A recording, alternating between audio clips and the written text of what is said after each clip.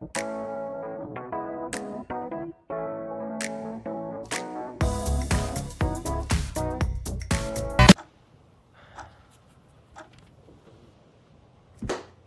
get up. Boy, I hungry. Flash your ID and save big today.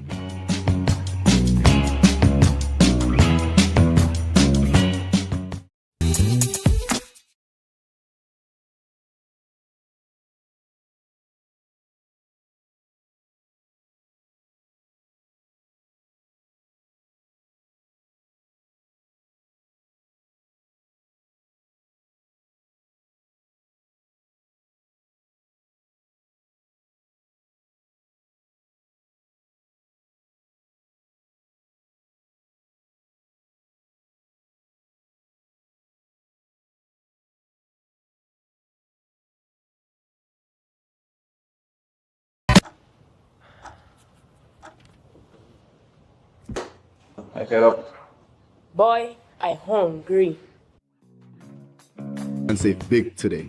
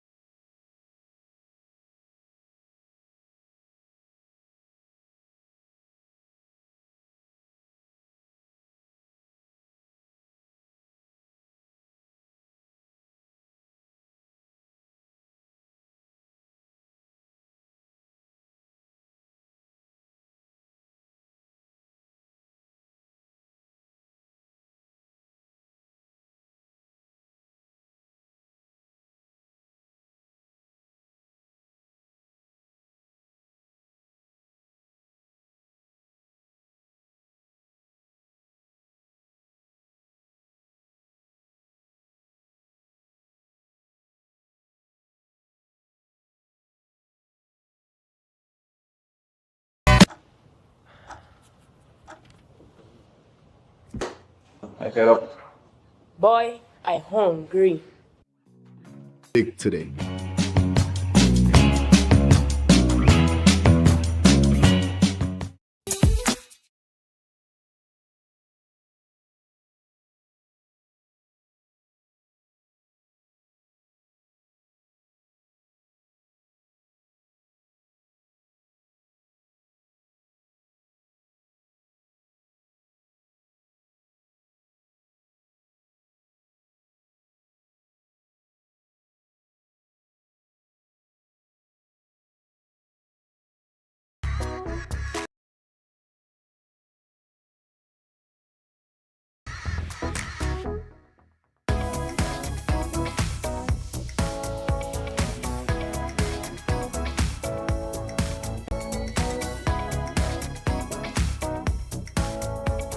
Good evening, good evening, good evening, good evening. Welcome to the show. Welcome to another Jael Joseph Live right here. If you're locked in on Facebook or if you're locked in on YouTube, good evening to you. Or if you're locked in on LinkedIn, we're also on LinkedIn this evening. Good evening to you. Welcome to the show. We're having some issues getting this show live on my page. That's my Facebook page. It is on Big's page. It is on Jael Joseph Live's page. For whatever reason, it doesn't want to show up on my regular Jael Joseph page. But that's okay. We're gonna pin it on from YouTube. We're gonna pin it to the page. I have been encouraging folks to view most of my content on my YouTube page because Facebook gets rid of my lives after a month. So it's of no use to me, really. So I prefer to put all of my energies into keeping my shows on YouTube. So probably that's just a sign that you should subscribe to the YouTube page, follow on the YouTube page, because it seems that that's where everything's popping. Good evening to you. We've been here since Monday. We have been having a show every single night this week. I don't know, Samaj is trying to kill me, yo. We had a show on Monday evening. We had the electoral office last evening. And tonight we have the team Save Debranche on this evening. We have another show tomorrow evening. Y'all gonna be sick of me, Lord. I want to say a special good evening to every single one of you locked in. Remember, as soon as you get on, to share the live, whether you're locked in on YouTube, Facebook, LinkedIn. I want to shout out my sponsors for keeping me here, because without them, I will not be here doing this for you, because after certain time, furnace becomes worries. So I want to say special thanks to my sponsors this evening. Before I acknowledge my sponsors, I'd like to let you know you too can support what I do here. You can subscribe to my Facebook page, or you can also subscribe on my Patreon. The link is provided in the description. So you can click on the Patreon or just become a subscriber on my Facebook page. And you could help support this. It's literally 99 cents. Okay, guys, 99 cents to support. So if you'd like to share your support, please do so. I want to say thank you very much, though, to the folks who have been behind me from the start, and they continue to support. I want to say thank you very much to the National Cooperative Credit Union. So the credit union is offering loans right now. They Get It Now $10,000 loan. For more information, you can call 255-2126, or you can visit any NCCU branch today and take advantage of that Get It Now for loans up to $10,000. Also, Perky's Pizza, who's on with me. Students, if you have a student ID, you can get a discount. You can also order and pay online. I do this all the time. My kids absolutely love Perky's Pizza. I need to get shares in Perky's Pizza because every Friday they want Perky's Pizza. So they always forever crave it. And you can skip the line because Perky's does deliver. They deliver fast, fresh, and straight to you. You can follow them on, or you can go on their website to order.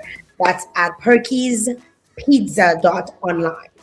I also want to shout out Best Price and Cash and Carry.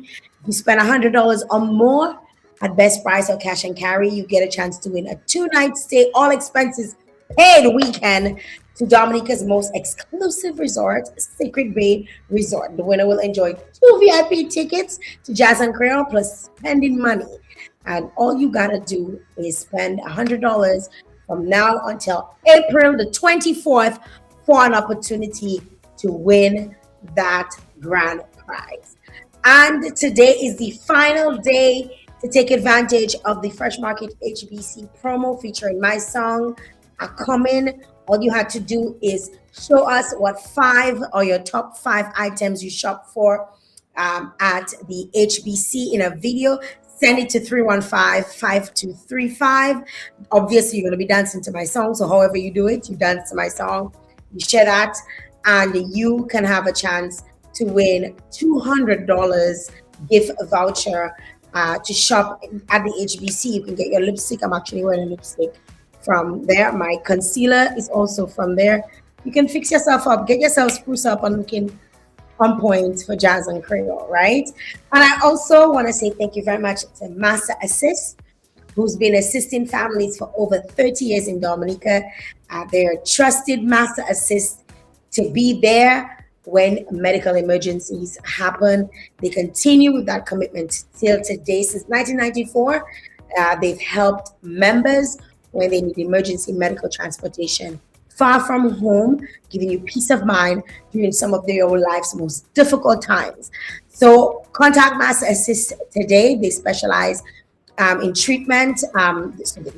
They have specialized treatment whenever it's needed. And essentially, they coordinate your emergency flights to the nearest appropriate medical facility. All right, guys. So I want to say thank you very much to my sponsors. I truly appreciate their support with the show, of course. Thank you, guys. Hi, guys. I see you guys coming on. Ainsworth and all the rest of the folks coming on. Let me know where you're tuned in from. Let me know where you're connected from, where you're listening from, where you're viewing from. Drop your flag if you're out of Dominica, and let us know what community you're locked in from. If you're within Dominica, would love to be able to shout you out. Would love to be able to say hi. How you doing this evening? All right. Tonight we're diving into probably the most talked about national issue right now in Dominica. Day wash. Like, let me tell you, like every time you turn on the radio, every time you go online, if you follow everything Dominica, chances are you're going to come across something to do with day wash. It has been everywhere on social media, on radio. It's talked about a lot in Dominica. You've heard debates on it. One side promises progress. Dominica's long awaited international airport, right? And obviously, this project is championed by the government of Dominica, and it's essentially it's a project that expects to bring about economic growth, jobs, global connectivity, and on the other hand, we have the growing concern about what we may actually be risking in the process. So our environment, our rivers, our biodiversity, and ultimately the very identity of what makes Dominica the nature island. At the center of this is Deos. And Deos is not just a name, it is actually a site now under national scrutiny as quarrying continues to supply material for the international airport. Now, the government has made its position very clear.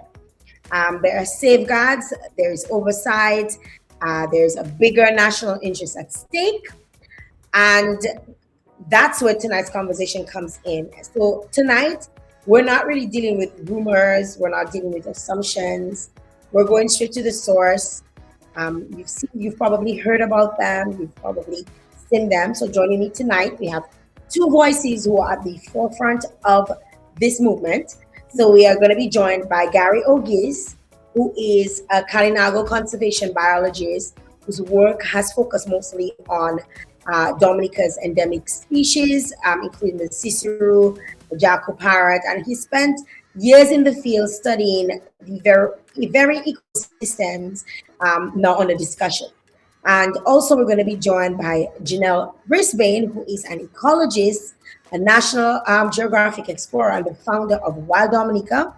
And her work essentially bridges science, community, and environmental advocacy across Dominica and the wider Caribbean. So without further ado, we don't want to waste any more time. I want to get them both on here with us. So let's welcome, again, those of you who are on. Let me know where you're locked in from. Okay, I see people who are on. Thanks for the broadcast. Dailies is on. Welcome, welcome, welcome. Welcome. Looking forward to being educated tonight. Welcome, welcome, guys. So let's bring on Jael and let's bring on Gary. Hi, guys. Hi, good night, Jael. Good evening. Welcome. Hi. You guys are like Dominica's most popular, two of Dominica's most popular. I'm going to call you guys social media influencers. I think we have a lot of lessons to learn from you still, Jael. So I don't know if we're there yet. Yeah. We're not quite there yet. Welcome to the show. Thank you very much for taking time and coming on and sharing with us. I've been trying to tap in more and more to issues that are affecting us as Dominicans, things that are happening in Dominica, be it political issues, be it economic, be it environmental issues, whatever it is, trying to make my platform more accessible in that way. I've mostly focused on tourism and entertainment over the years. That's my preferred niche, so I ain't gonna lie. So a lot of the stuff that, although I am a journalist I guess somewhat by profession, because I studied journalism, I have a degree in journalism, but I've chosen the path of the entertainment space, and we can do whatever the hell we want, right? Because we all grown. And I've been following you guys, and I remember the first time. I know Jael, we we've known each other forever. I've known you. I know your dad. I've known you forever. Gary, we've never met, but I first saw the first video you shared, and I was honestly, when you shared that first video, I was like, I was intrigued. I even shared it on my timeline, right? And I honestly didn't know what was coming next. And when it came, I was like, oh, that's what it was. I didn't understand. When you see something and you have an aha moment, and you're like, oh my God, this happened. This happened in Dominica how many years ago, and people who are still alive, really advocated for certain things, and we'll get into those things because some people might be asking like what we're talking about.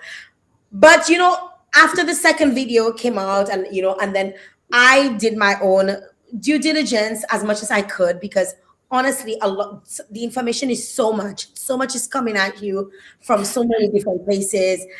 It's hard to sometimes dissect, even as someone who knows how to do research, who knows how to read documents, who knows how to do it, can become a bit overwhelming, and you just want to say, "God's not triple, sir.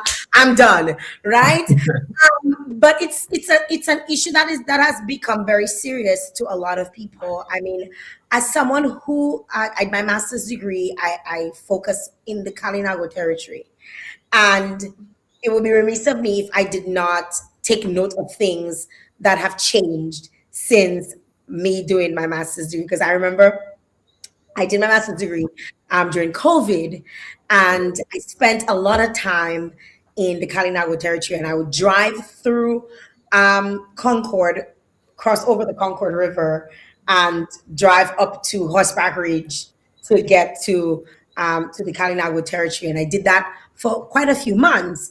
And I remember sometimes I would stop and I would jump in the river, and there was all of these things. A couple of times I brought people with me. We were supposed to be social distancing, but we were breaking the rules at times. But whatever.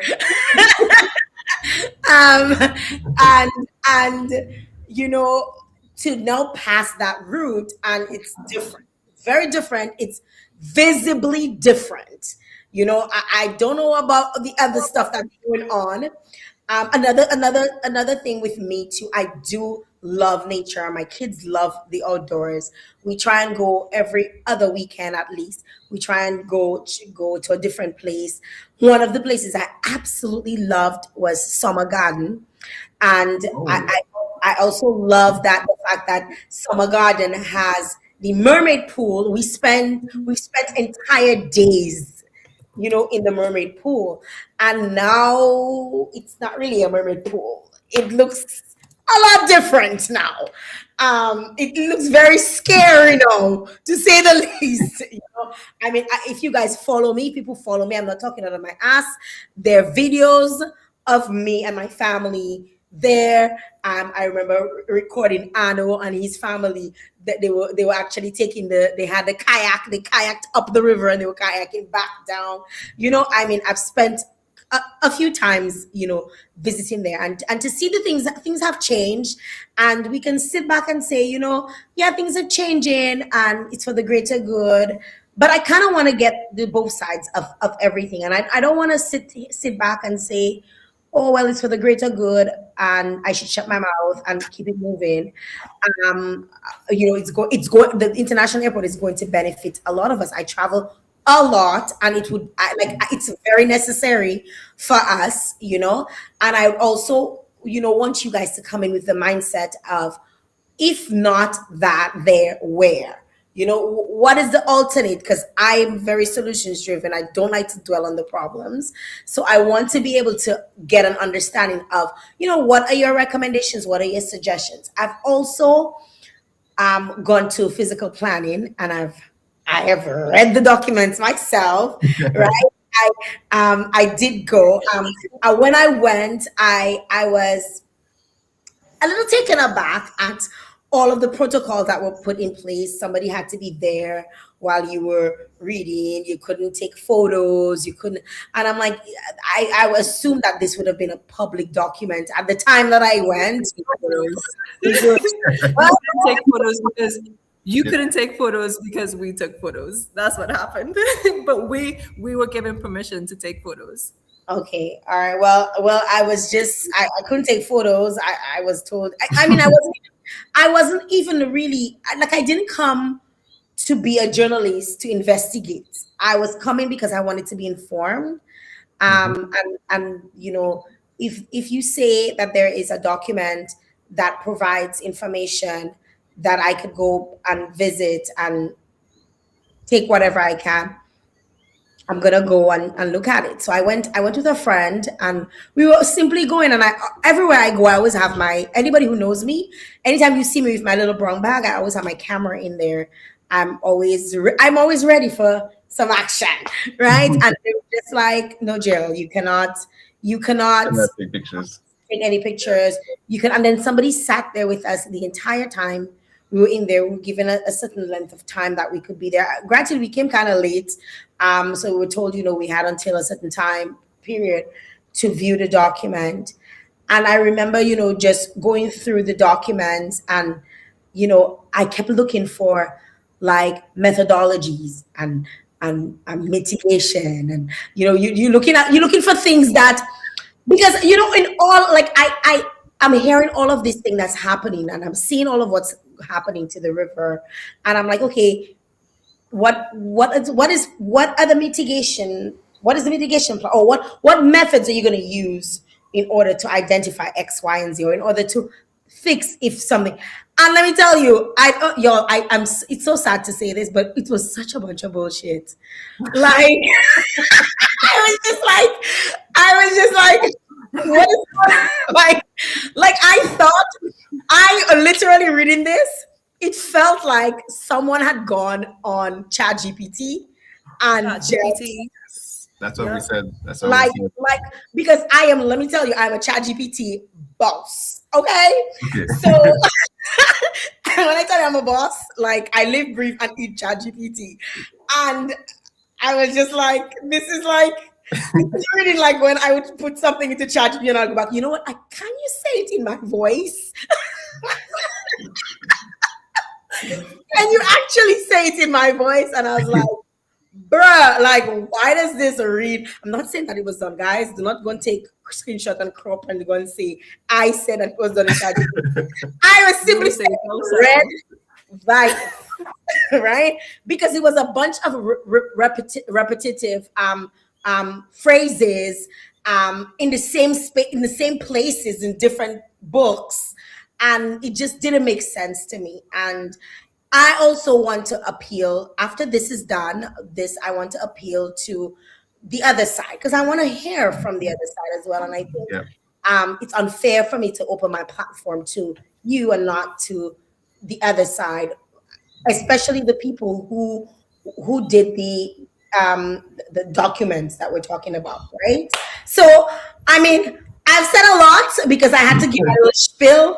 I'm not going to be doing a lot of talking tonight. Hopefully, y'all are going to be educating us, because you are the ones who are actually actively working in the field. You understand the ecosystems, you understand the environment specifically. So I kind of want to give you guys as much as time possible that will be permitted to get into the core of it. All right. I want to, first of all, I want to start with Gary, because I want to allow my audience to kind of know a little bit about you. So Gary, your work, obviously, you're working in Dominica, you've worked with parrots. I've seen some of your videos. I've been following you for quite some time. And it gives some deep insight into like fragile ecosystems. How has that experience shaped how you see this present situation? Well, thank you, Jael. I've been seeing you all the time. I quite familiar with your voice since your time on radio. So it's kind of surreal, like seeing you in front of me now. But thank you for viewing my stuff and my content.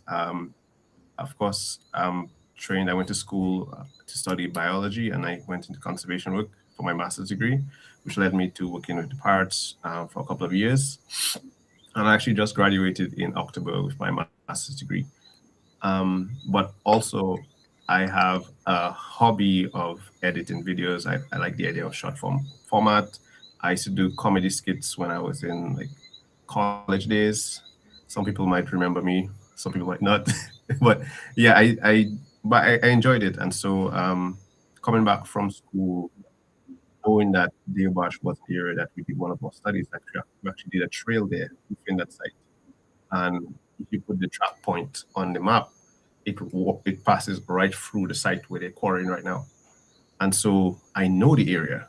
I know how far it is, and I know what we discovered in that area, the density of parrots or the type of species that we see in there. So I was quite familiar with it, and it's also close to my home. I'm 10 minutes away from it. And so when this whole thing started, we noticed there was excavation work like in September, late August. Not quite sure when, but there was work going on, and I had no idea. Neither did people of my community had any idea. And I remember I traveled for a bit, and I came back in October, and I saw like, yo, this is getting bigger than just a regular farm road. This is something much grander, and like nobody knows. And I got a ride on a bus to Roseau, and then a gentleman told me that, hey, the man digging copper inside there. I said, what? Talking about copper. We have copper now. And he's like, no, boy, they have copper inside there. They was digging copper in there, and then I feed them, stop them. I was like, what you talking about? And then we had a conversation on the way to Roseau, and I was like, okay, well, I'm gonna look into this, because like part of my master's and my bachelor's, we read different scientific papers and stuff like that. Like there has to be something about this copper. And that's what led me to make the first video when I actually found a paper published about copper mining in Dominica in the late 90s. And this was a bit surreal, because I was like, how is this happening right next to me? And I have no idea that this ever happened. Like nobody in my generation could answer that. And so I spoke to my parents. I was like, oh yeah, this happened, but it stopped. I was like, and you guys never told anyone. And so I decided, okay, I need to summarize this paper so other people will know. And we knew nothing was going on at the area at the time. I believe before the video was published, I contacted Jael, because I was like, Jael, yo, I think they are encroaching on the Northern Forest Reserve, because that's how I entered the Northern Forest Reserve to do some research. And we were pretty concerned that they were encroaching on the boundary. And so we're like, okay, we need to start getting people's attention to this. And so the first video felt like the perfect type of video to get people's attention to it, because it gave a history of the location. You got my attention. Yeah, and so that was a fun video to make, and it blew up. And I was like, okay, all right, so now everybody has the attention. And the thing I like to do, I don't really like to comment on my own work, so I just let everybody comment, and then I see through it, and I just take the feedback. But what I noticed was everybody was asking, like, okay, what is going on there? Are they digging for copper, or are they digging for stone? And I'm like, stone? Well, we're not sure yet, because the community have not been consulted at all. So then we decided that the next video, we will publish something until we actually get solid information. And that's when the second video came out. I think like a few weeks later. Wow. Okay. You said a lot. You said a lot. I mean, kudos to you for doing your due diligence and wanting to be informed. And one of the things that you said that really stuck out to me was that the community was not informed, because you live in that community. So you're a part of that community. I did check the document to see if the community was informed. I did check the document, and it did say, it did not say that the community was informed. It gave all of what it could have been done in order, like what steps could have been taken to inform the community, but it did not state that the community was informed. And I mean, as somebody who studied has a master's degree, when you're looking at that sort of document, you expect to see the results, the findings, right? Mhm. You expect to see the findings. So it may not have names attached to it. It may have pseudonyms. There may be, because some people choose not to not use their names in certain surveys. If a survey is being conducted and whatnot, you expect to see results in terms of out of 1,000 people, this is what some of the concerns people shared, X, Y, and Z. That was not included in the document. So you saying that, the document kind of confirms that the community was not informed. Based on the document that I saw at the physical planning, it only stated what measures could or what the plan of action would have been in order to contact the community. There was a note in one of the documents stating in November some sort of survey was done or some sort of discussion was held. But even with that, like reading the document, right? And reading the document, I'm like, this supposed to have been done before November? So why Yes. is November in the Yes. document? Yes, you are very right. Like even What? that made me so upset because I was upset. I wasn't even upset. I was upset that you guys were right. Like I was really upset because all along, honestly, I was upset. I'm not gonna lie. I am, you know, I don't know. I have no like absolutely no like I don't like to be dishonest about things, right? Yeah. And I was just like, you know, like, but if it's difficult, like I'm not stupid. Like Right. why is that in there? Why is November showing up on this document when this is supposed to have been something that would have been done prior Yeah. to works Yeah. starting in the area? So it just really like irked me, and I was just like, what is going on? Like is this really happening? Like or how is this being or why is this even being allowed to happen? And Janelle, you know, I come to you now. Obviously, you've worked across Dominica, you've worked internationally. What makes this particular issue stand out compared to other environmental issues that you've probably, because I know we've we've spoken before about, you know, the iguanas and the different types of frogs. Like you schooled me on the different, you know, on how some frogs, you know, are destroying our ecosystem in terms of, you know, what they're eating our own indigenous frogs and all of the different things. Even the other day I was at the state college and I saw I think it's the African frog. Is that what it's called? Is one of the The Cuban tree frog? Cuban. Yes. African snake.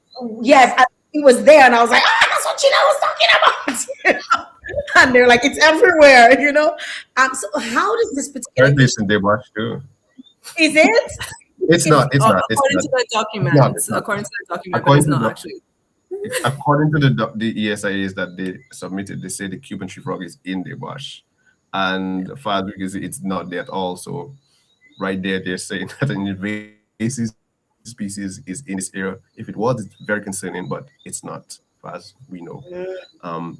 So Janelle, how does this issue stand out compared to other environmental challenges that you've experienced? Because I know you've experienced stuff after Maria, you've experienced, you know, stuff during COVID. Like, share with us. Yeah, so it stands out and it doesn't stand out at the same time. You know, Jael, like unfortunately, the world is going through it all at the same time. Like Dominica is not necessarily unique in terms of facing challenges to protecting our water or protecting our indigenous community or protecting our protected lands that were created to protect the people in the first place. Unfortunately, this is more common than we would like it to be, even within our own island. This is the third protected area that is being desecrated, that is being diminished by development projects that have no permission. So that's a whole different topic. But what I do have to say about Deos is it's almost like a perfect storm that has allowed us to demand the transparency and get as far as we have with this one compared to other issues.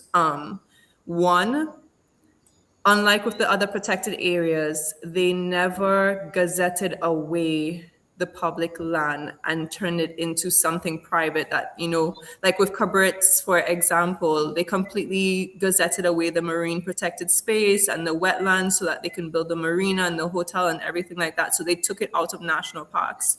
With the Northern Forest Reserve, they went inside of it whilst it was still the Forest Reserve, right? So they infringed and encroached in our protected lands. They also, I don't think, ever accounted for the damage that they were going to have to our river and the impact, the negative impact they were going to have on an entire community for such a long period of time. And I don't actually think they accounted for the community actually standing up. Because like you said, with the same document with physical planning, like you felt angry that we were right because you were like, how could it be that they gave us something that was written in Chat GPT with no details? Like it's almost like they insulted our professional experience, but not just like professional experience, insulted us as Dominicans. Like, do you think we are stupid? Do you think that we are not going to know any better? Don't you think that we deserve better? And the unique thing about Daywash is that the community rose up. Gary lives right there in the community. Other experts live right there in the community. They saw firsthand what was unfolding. And they were like, no, we know what's going on. We know what our rights are. We know what the rights of the land is. This waterway is a living ancestor who deserves to be protected too. And we are going to stand up for our community, and we're going to stand up for the lands that have sustained us for generations, who protected our ancestors, who allowed people to fight for this land and to keep us as a nature island so that we can go into that river today. So Daywash is that perfect storm of, yes, it may not be, we may have these same challenges happening in Dominica and other places in the world, but we have a community who's willing to stand up. Y'all went into our protected lands. Y'all broke our laws, and we can prove it. For once, we were able to come with the evidence and say, hey, this is what the laws are saying. This is what the science is saying. We're showing you our work. Now you show us yours. Wow. From your experience, in Dominica, how common is it for developmental projects to conflict with environmental protection like this? Sorry, can you repeat that, Jael? How common is it for development projects to conflict with environmental protection like this, like what's going on right now? It's more common than it should be. And I would say it goes back into how we define development. Like whose definition of development are we even using? The Caribbean has a habit of hanging on to colonial definitions, colonial ideologies, because we have to remember, like 500 years ago, the island was developing, right? As like people may want to say that, whatever societies were uncivilized and undeveloped. That's not true. We were here, we were living healthy, we were thriving, the population was growing, we were coexisting.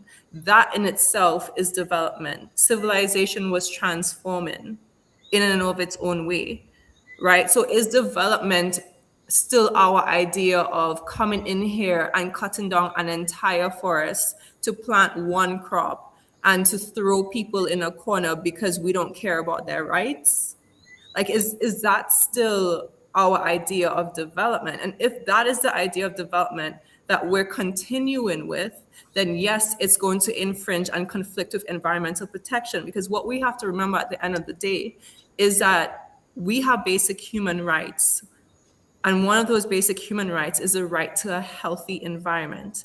So environmental protection is not completely aside from development. It's not completely aside from our existence and how we thrive into a space. If we don't protect the environment, we don't thrive. COVID taught us that. Maria taught us that, right? We've had perfect examples of why development should coexist with nature, and why when you develop against nature, that that in itself is anti-development. And that's why we've created this new terminology about sustainable development and eco-development and everything, to try and move away from this old school definition.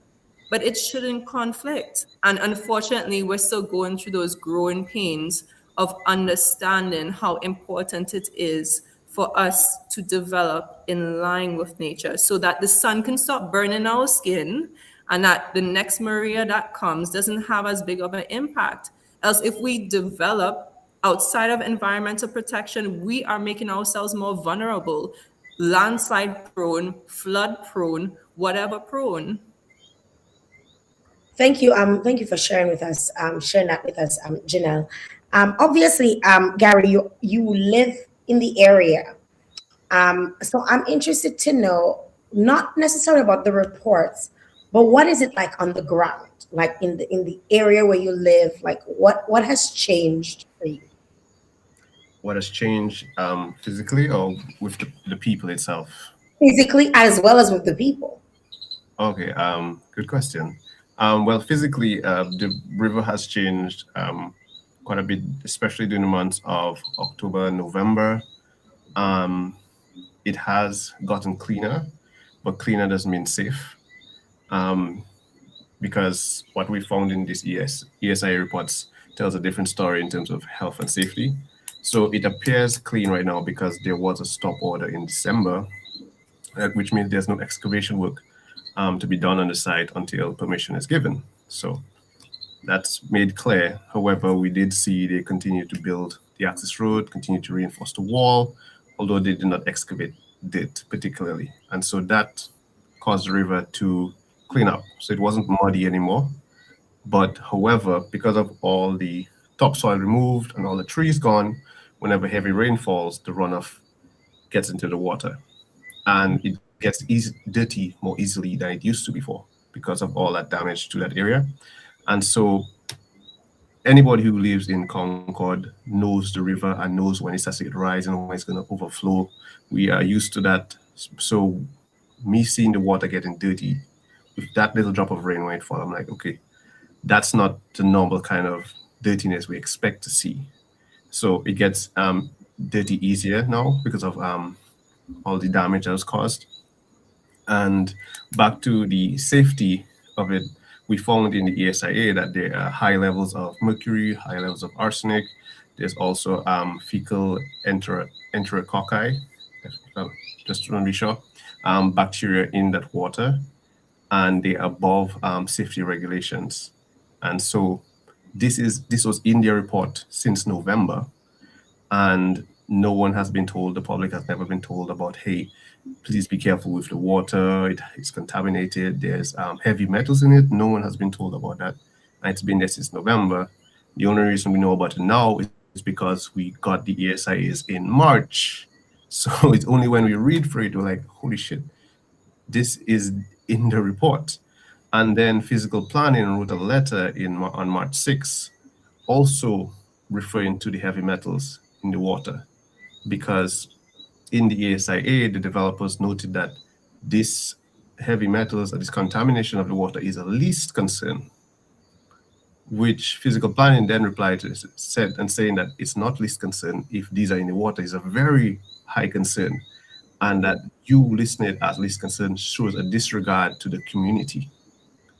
So this is from Physical Planning themselves, writing to the developers like, hey, and we also agree with that statement, like the community should be informed about that. Yeah, because I know children bathe in the water. I've seen children drink in the water. I've drunk the water. Yeah. I stick my whole head underneath and just drink the water, you know? Yeah, and people, and it's not just people from Concord or Kalinago Territory or Marigot. People visit that river all year round, especially like Easter time. Like normally, Yes. there's so many pools in the water. You find traffic all about people just because people come here to picnic. It's a great river. It has nice pools, and even just yesterday, somebody came to the river and they stopped by my parents' small restaurant, and they were like, "Oh, they just come out in the river and stuff like that." And they was like, "Where's this Save the Bosch place?" Because they hear it's somewhere around here. And we're like, "It's this same river." It's like, oh, like people who are not familiar with the area don't know that this river, like Basimajo, is connected to Dewash, and I get it if you're not in the area, but like it's the biggest river in the area, and people use it, people love it all the time. And in terms of people, um, at the very beginning, in November, this was after my first video was posted, we wanted to get more information on what's actually going on, and so we've been trying to reach to the engineer or the developers of the project, and they started to have community meetings the following weekend after the first video that actually happened. And so there was 2 meetings in the village of Concord and 2 in Marigot. I was at 3 of those meetings, and based on the information from those meetings, that's how the second video was created. And at those meetings, we were told that it's a public consultation, yet we're not allowed to record anything, we're not allowed to videotape anything. If that happens, then there'll be no meeting. So we had to just sit down and listen, because we're here for information, and here you basically saying that put yourself outside so you can come in the meeting and just take your some pencils. And so that's when we got the first snippet of what this ESIA is, because that's what we've been asking for. We've been asking for this since October and November, and we finally get it in March, and now you're revealing in the reports that, hey, your river is poisoned, and we're sitting in this meeting. So since then, the river has been contaminated, and we only found out a few weeks ago. The people, oh, I think I've said so much, sorry. Continue. The people on the ground. I was going to say very little. After I did my big spiel, I was going to say very little, because I just be like, huh? Probably the whole night. Just keep emoting.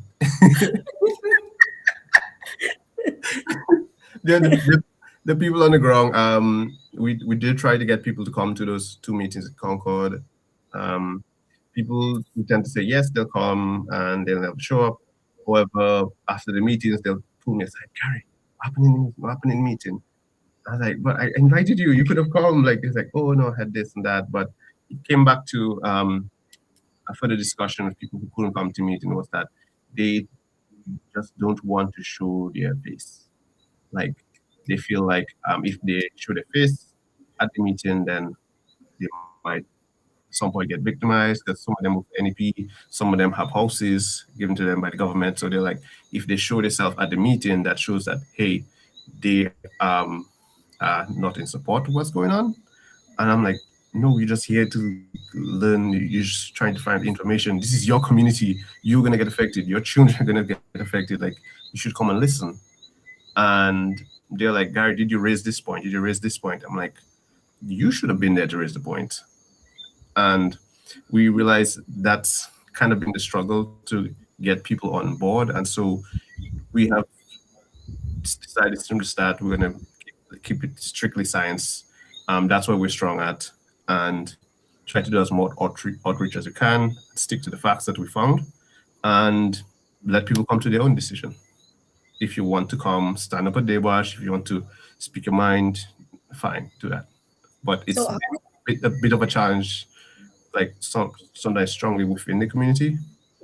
But we have been doing quite a bit of outreach throughout the Kalinago territory, as well as in Concord, trying to hear people out. Like, what have you heard? What do you understand? Like, where do you misunderstand something? How can I help? Because Janelle and I and many others have been overloaded with this information. This is all that we dream of Dewash.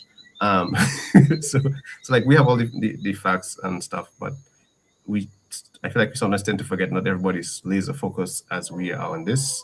Yeah, I wasn't laser focused, I wasn't, and it was just my friend saying, hey, let's go read. I mean, I did see your videos, I followed, I've been following up, I've been in group chats where people discuss it.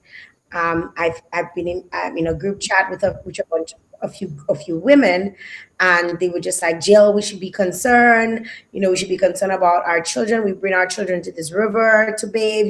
Like they were voicing like genuine concerns, and I'm just like, yeah. So what do you want me to do? Like, do you want me to go? Like, so honestly, like, people all tend to look to me like I'm supposed to do something about everything. And I mean, Janelle, you've been sharing all of this stuff with me. Sometimes I share, sometimes I don't. And for me, it's just exactly what you're saying, Gary. If everybody's not concerned about it, like I can only share the facts, which is what I'm doing with you guys right now. I can only share the facts. I refuse to make myself a martyr for anything. I'm sorry.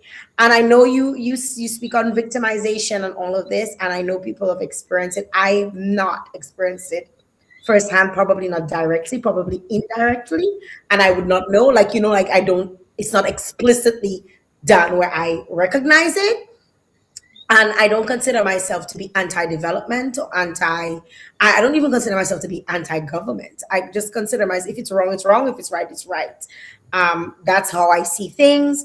I don't, I have a close relationship with many people within the government, and if they're doing good, I will personally tell them they do good. I'll publicly also say that it's doing good. And that's the type of person that I am. And I mean, I'm opening up my platform for you to share the facts, because it's not for me, it's not a red and blue. It's not I'm more concerned about my kids, because my kids, and most people think that I don't live here. My children have gone to school all their lives here. Okay, so you may think that I'm not in Dominica, but you probably should be minding your business, because because my children live here. Like, they've gone to school. My son when my both kids went to Pioneer. Like, my son is in SM. Like, we live here, right? That's where we call home. And it's of concern, anything that is not. And one of the reasons I came back to Dominica and decided I wanted to remain here is I want to be able to develop my country. So going back again, the international airport is like, yes, bring it, let's do it. But you talk about all of these things. For me, my question to you, Janelle, if not there, where? Yeah. So, Jael, before I even answer that question, we're really tired of hearing this international airport as an excuse to combat what we're doing, because I just want to remind everyone listening that we started the Save Day Wash movement even before we knew it was connected to the airport, right? We were simply like, something is wrong here. The community is suffering. They're inside our protected lands, and the community, no one in Dominica that we've spoken to has been made aware of what the heck is happening at this site. So now you've said that. What did you think is happening at the site? Well, okay, so it started off as like simple earth movements. We knew people had farmed there at some point, so we're like, oh well, maybe somebody come back in there, decide to do some kind of big clearing or whatever to plant whatever they have to plant.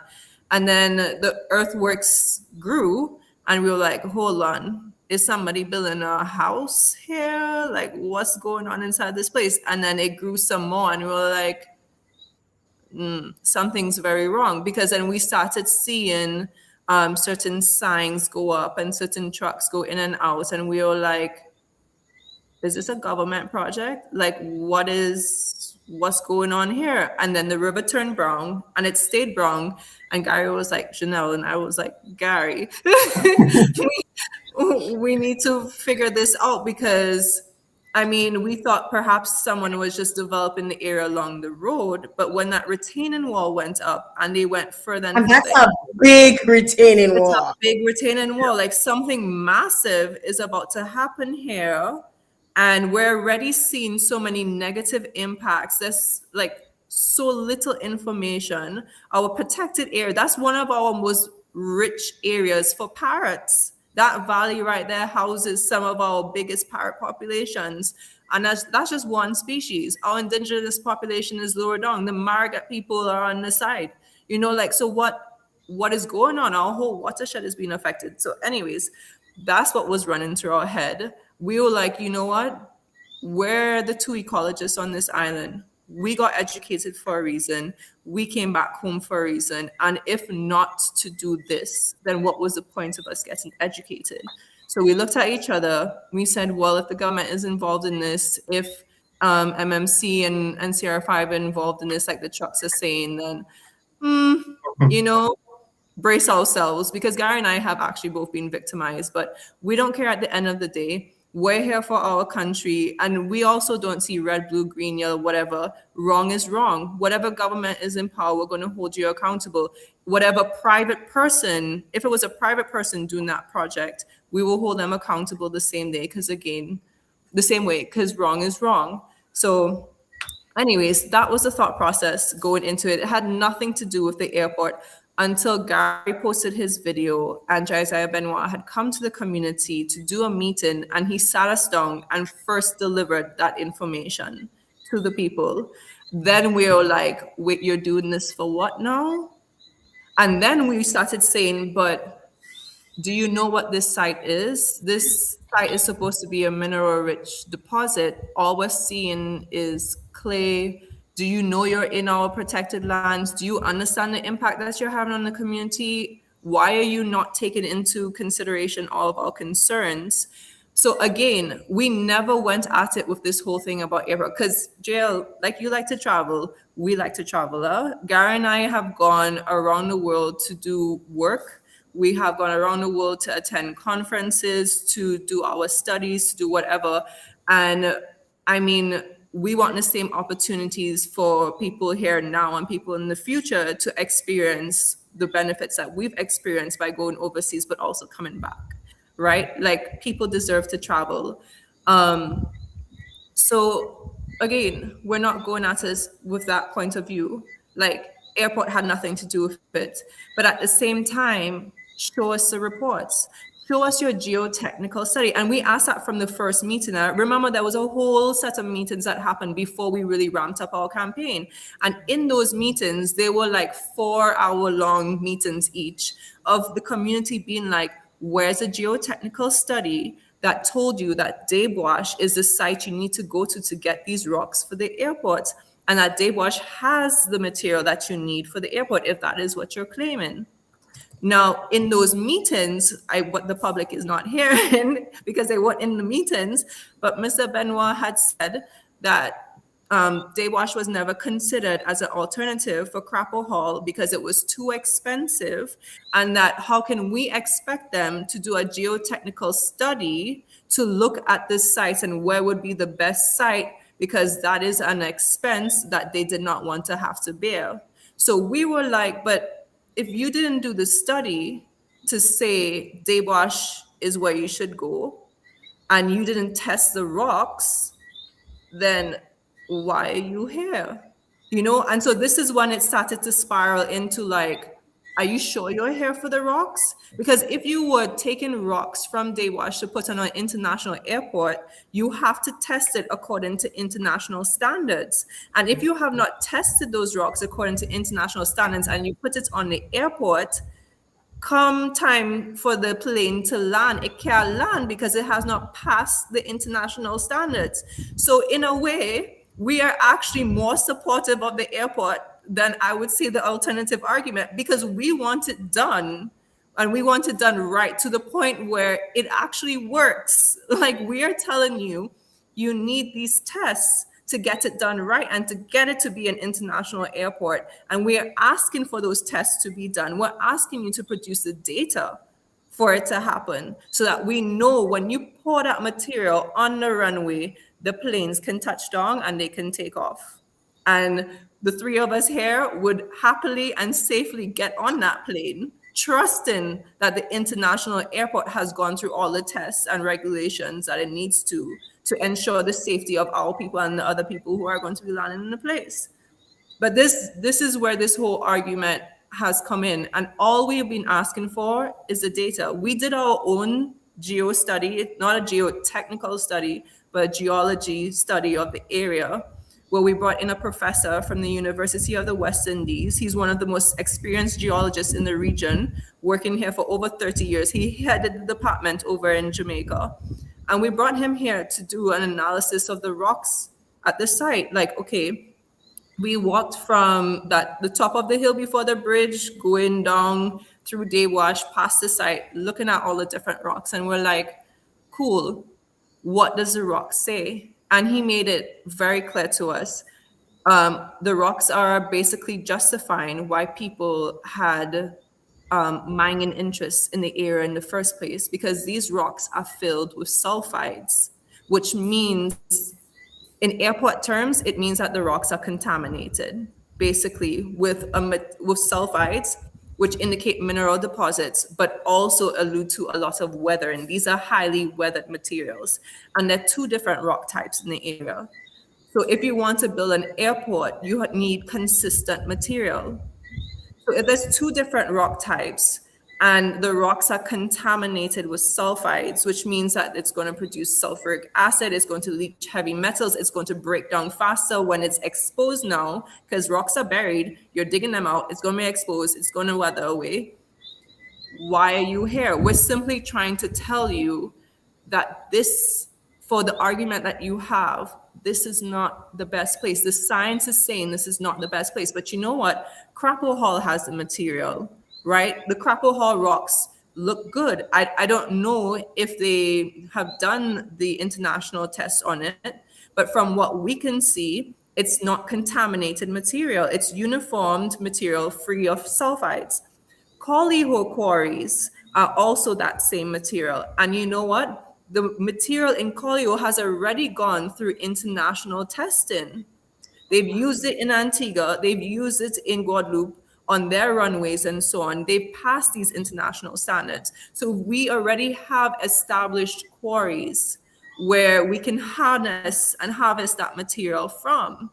So why are we in Dewash, and why is it that an entire community is afraid for their own safety long term, with like whatever natural disasters are now enhanced because of what's happening up the valley, or what will happen up the valley when they create a bigger site, but also the pollution of the river, pollution of the air. They're afraid for their kids at school with these trucks going by. Like, there's so much happening. Why are you not listening to the voice of your people when you already have alternatives? I mean, like, boy, tonight the memes that people going to take out of my face. I'm more worried about the memes. Listen, like, so essentially, you're saying that it's impossible for those to be the right rocks for the airport. I'm not saying it's impossible. I'm saying that there may be like a rock here that you can use, but the rock next to it, you cannot. And in a quarry, that mixed material, how are you then going to pick out the 5 little aggregates out of the 20? That doesn't make sense. It's not cost effective. It's not very viable based on at least where they are digging. But why here? If you looked at that ESIA, the only thing they measured in terms of cost to justify it is Dewash is closer to the airport site, so it's a shorter distance. And so because it's a shorter distance, in their own mind, that means it's less cost. But that's not what that means, because what is the cost to set up the site? What is the cost to truck? You see all that soil, they have to bring that soil somewhere. They have to truck it somewhere. And apparently they're going to bring it back to build back the mountain. Huh? That's a thought process. Yeah. So what is the cost of doing all of that? What is the cost of mitigation, that retention wall, all the sedimentation traps and water purification that you have to put in to make sure you're not contaminating the river? What is the cost of maintaining the riparian forests, restoring the Northern Forest Reserve, maintaining our aquatic system so people can still hunt their VO and seaweed and so on at the end of the day? What is the cost to the community or communities that are being affected along the way?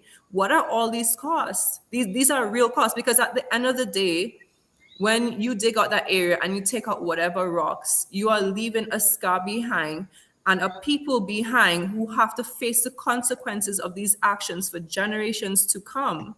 And that cost, you need to tell us that cost, so we as a people can decide for ourselves, are we willing to bear that cost? Or is this something we need to think through a little harder and figure out where else or what else is better. But Right. without that detail, without that information, we cannot make that informed decision for our own safety. So you bring in the calling quarry into the discussion. And all along, I've just heard in order to do the airport, the alternative would be to get the stones from outside of Dominica. So if not De Blanche, it was outside of Dominica. And now you're stating that the calling of words is actually used in Guadeloupe and in Antigua. So that kind of defeats. Like I just get in vexer and vexer and vexer that you guys are doing. Like I vex with y'all. I mean, not in a vex way, but Yeah, you understand what I'm saying, right? It's like Yeah. you guys started this movement, and I mean, how did it begin? Like what role did each of you play off and on the ground? all Gary. right. Okay, I could take this one. Good speech, Gina. I loved it. You get a lot of good points. I like to see it as like a Venn diagram of what we wanted to do. So there's the science, there's the outreach, and there's the legal aspect of it. So I'm into social media, I'm into editing, so I'll cover the science as well as the outreach. So that's why I fit. Janelle, I believe, has a bit of a legal background as well, so she fits more into science and the legal background.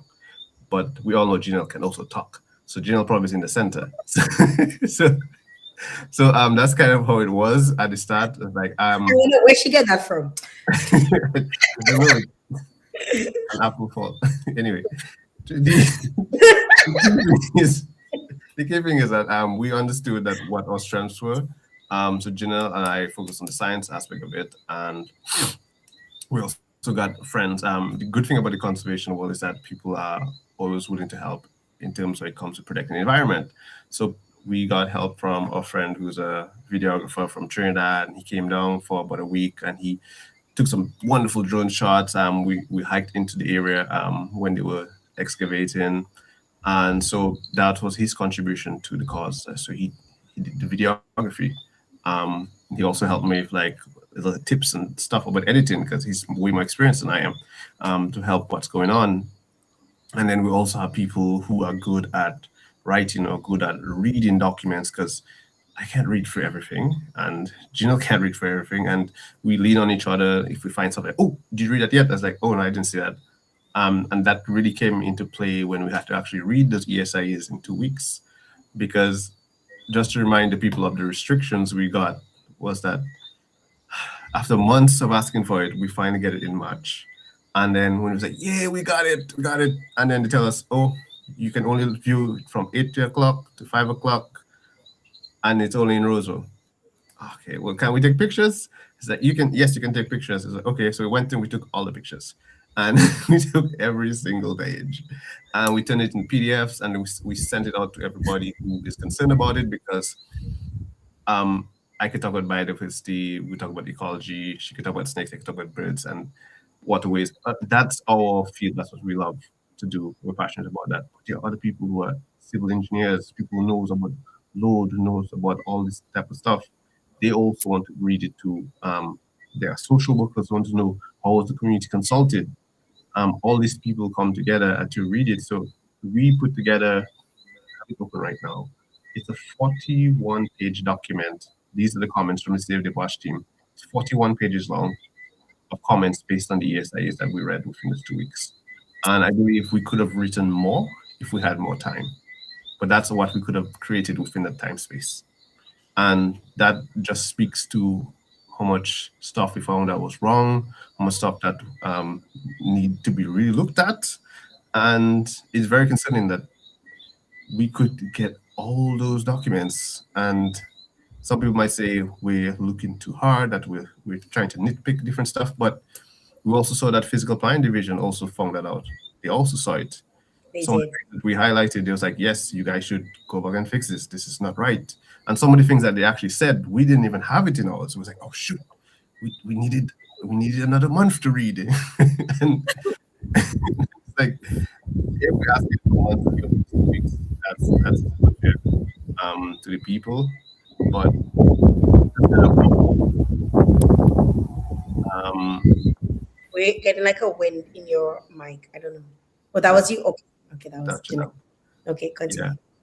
yeah. I think what was the question? Anyway, We're talking about your roles. oh, okay. Yeah, all rules. So that's kind of been all rules. Like I have no problem being the face of the videos because I like to do the video construction stuff. We kind of took the lead on that as well as the Stanford Daywash at the site itself. We tried to take the lead on that, ensure people get a chance to speak their mind on the case, because there are a lot of people who are being affected, and so we just wanted to be a space where everybody can talk about it. Because one of the things that we pride ourselves on is transparency. We want to be as transparent as possible. So everything that we have found, we've actually created a Proton drive where everything can be found within that drive. We've categorized it. Even the laws that you're looking at in Dominica, we've actually highlighted the sections that you need to read that concerns that. So it's ease of access, all the media stuff. As you said at the start, that your lives on Facebook get I want you to a share month. that link with us, so we Yeah, will yeah, attach. We can we can share attach that.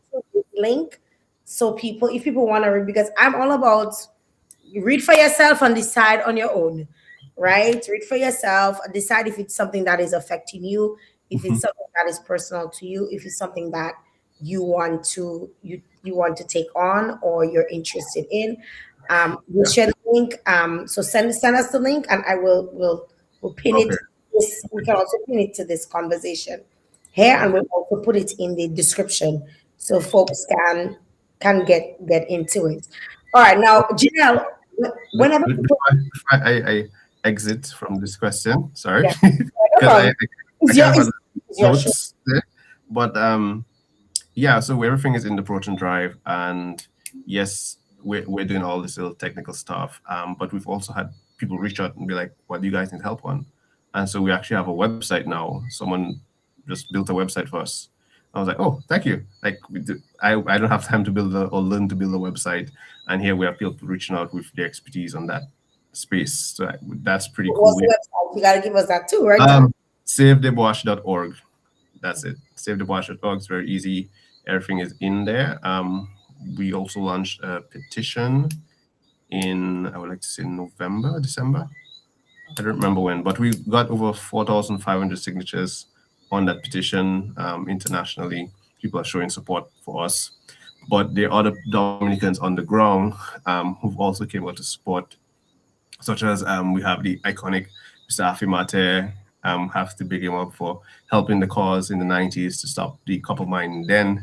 And he's back again 30 years later, and he's a very resilient man, I must say, and just a wealth of wisdom and knowledge, and he's helping us to understand the situation and how it was dealt with then, and how can we strategize to stop what's going on now. We also have other groups like such as Wave who also come in and help out. They're an activist group in Dominica who've been trying to tackle other problems in Dominica. So they've also come in to help. We have people from both communities, Concord and Margaret, who also assist in.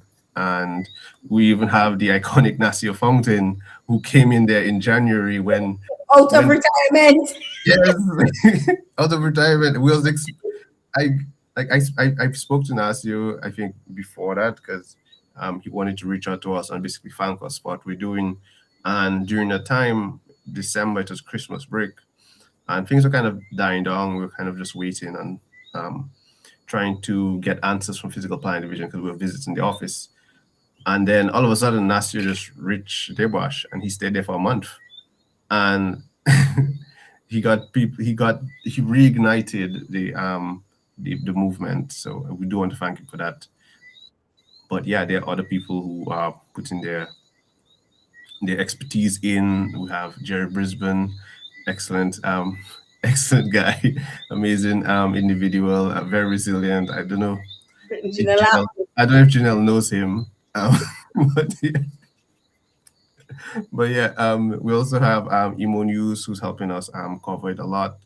Q95 radio is always welcoming us. Like Matt is like, what's the scoop? What's the scoop? He's ready for the row.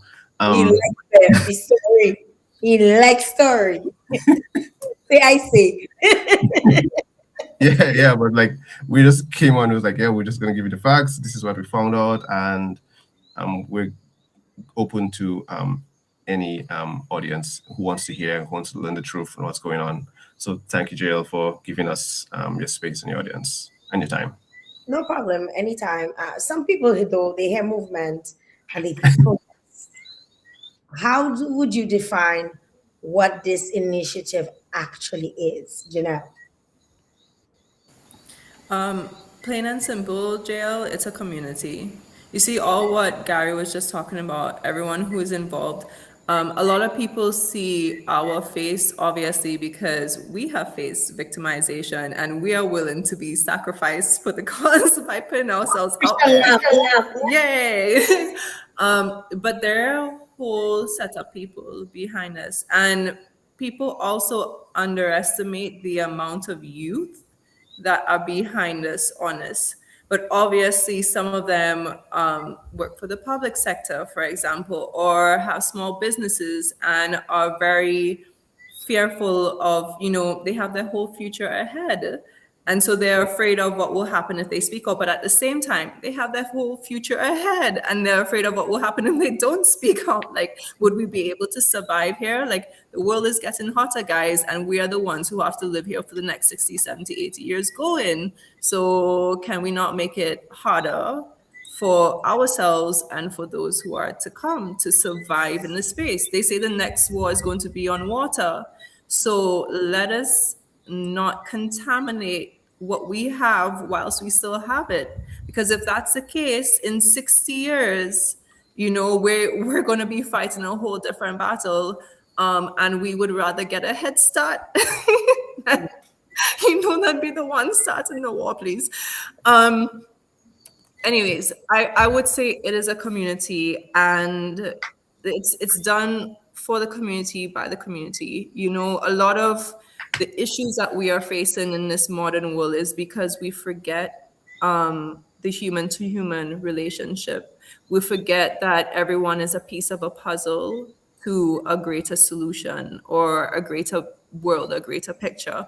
And this movement is about bringing people together from all sides. When I tell you all sides, like when we first started talking to the community, Gary and I looked at each other and we were like, obviously we're pretty young, at least, like about 10 years of understanding Dominica in its essence and our society in its essence, out of the little childhood mind of like, everything's fine.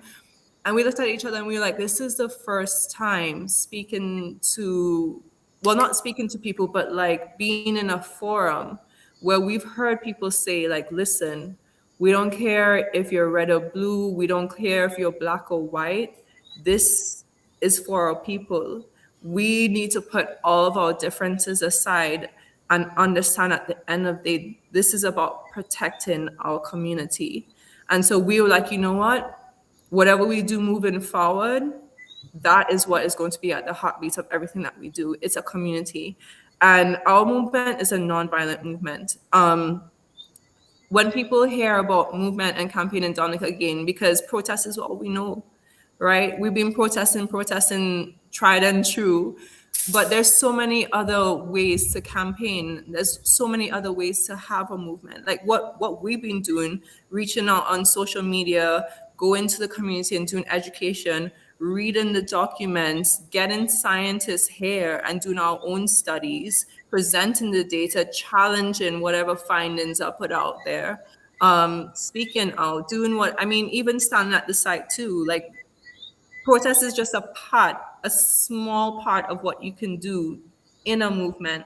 There's so many things that happen behind the scenes and in other parts of the scenes, but again, it's a community movement and everything that we do should be centered in community. I think it's time that we remember what that means, remember what we are truly fighting for the space that we exist within, who has raised us, who is going to take care of us when we get old. And it's high time we give people the respect that they deserve, and understand what that respect even is. Yeah, I wanted to just jump in when Janelle was talking about youth earlier, and I can't believe I forgot to mention some of the youth that have been involved in this, other than Janelle and myself. So I'm also part of the Caribbean Youth Environmental Network, or CYN Dominica, and they have been in support of what we're doing, and they've also facilitated. Like we did a webinar, I think last month, alongside Professor Simon Mitchell, who's a geologist, and you could see the concerns that people wanted answers. Like we had over, I think over 200 people were on the live listening to that, and as well as we had, I would say, very prominent figures in Dominica on that live asking those questions. Like we weren't expecting to see Mr. Gregor Nassif asking those questions, and it was like, oh, Mr. Nassif, glad to see you here. But like you could see that the Dominican people want answers, and here we are creating a medium, and the medium is created by the youth of Dominica. So CYN helped facilitate that, and we got the audience to actually came in, and people were engaged for the I think it was 2 hours. We were talking for like 2 hours. Yeah, and it was very good. People said till the end, even after lights go, like I had to run outside and get serious because power went. It was a whole mess. But also there, like in the Kalinago territory, there's also this group called Kupuno Inc., who is it's a new young NGO. It's young women who are leading it, and they have helped facilitate our outreach program. So although we're doing a lot of stuff, we can't do everything. So Kupuno was like, hey, Gary, Janelle, we are going to have community meetings in every village in the Kalinago territory. Can you come be a guest speaker there? And they said they were also going to invite the minister, who is the Minister of the Environment, who is the parliament representative of the Kalinago territory as well, to those meetings. So both sides of the medium can exchange, and it will be almost like a small debate, small discussion. And I was like, yeah, we'll do it. And so they facilitated that, and only I showed up. And we never got to hear the side of the government at those meetings, meetings that the ministers then were invited to. And I just want to say that the youth are making moves. Like Kupuno has provided us with that space, and we appreciate that. Wow. What would you say is some of the biggest piece of misinformation that has been circulating online as it relates to Dewash? The biggest. Sorry, I didn't hear that. Biggest misinformation, it would have to be about the airport, in all honesty, that we are anti-development, anti-airport. And it's like, if we were so anti-development, why would I go overseas, get my education, work about the place, and come back home to a lower paying salary, to victimization and everything, and stay here because I want to see my country develop in, like, to the standards that, I mean, I got educated, got all this knowledge, got all these ideas, and I'm coming back home. You know, Gary did the same thing. Gary came back home with his education in this environment, fighting for the cause, risking our lives, doing whatever. If we were so anti-development, why would we be here? I will be chilling on a beach in Miami, or actually, I would not be. I'll be in the Amazon, you know, chilling with the snakes, way off of service where you can't find me, or something like that. You know, like, we could be anywhere, but we chose to come back home because we see a better future for our space, a future that we want to exist in as the current youth of Dominica, right? Like, we envision that. We have seen what development looks like in other places. We have seen how other countries tackle issues, what solutions they have put into spaces. And we're like, you know what? Dominica has a lot of resources. Don't undersell us, you know. And we have a lot of technical resources too. I worked in government. Yay, surprise, surprise. I was a public servant officer. So sitting in those meetings, that's actually one of the best things that I could have done. I mean, there were challenges. It allowed me to see truly the technical capacity of our island. There's so many skilled and educated people here, like we're not against any of that. They're still all friends. Mhm. In fact, some of them are still helping us on the cause too, but we will not name them. Undercover. All different spaces in all different corners, so you can't just go and look in one and think I'm sure they don't know half of the people who are helping us.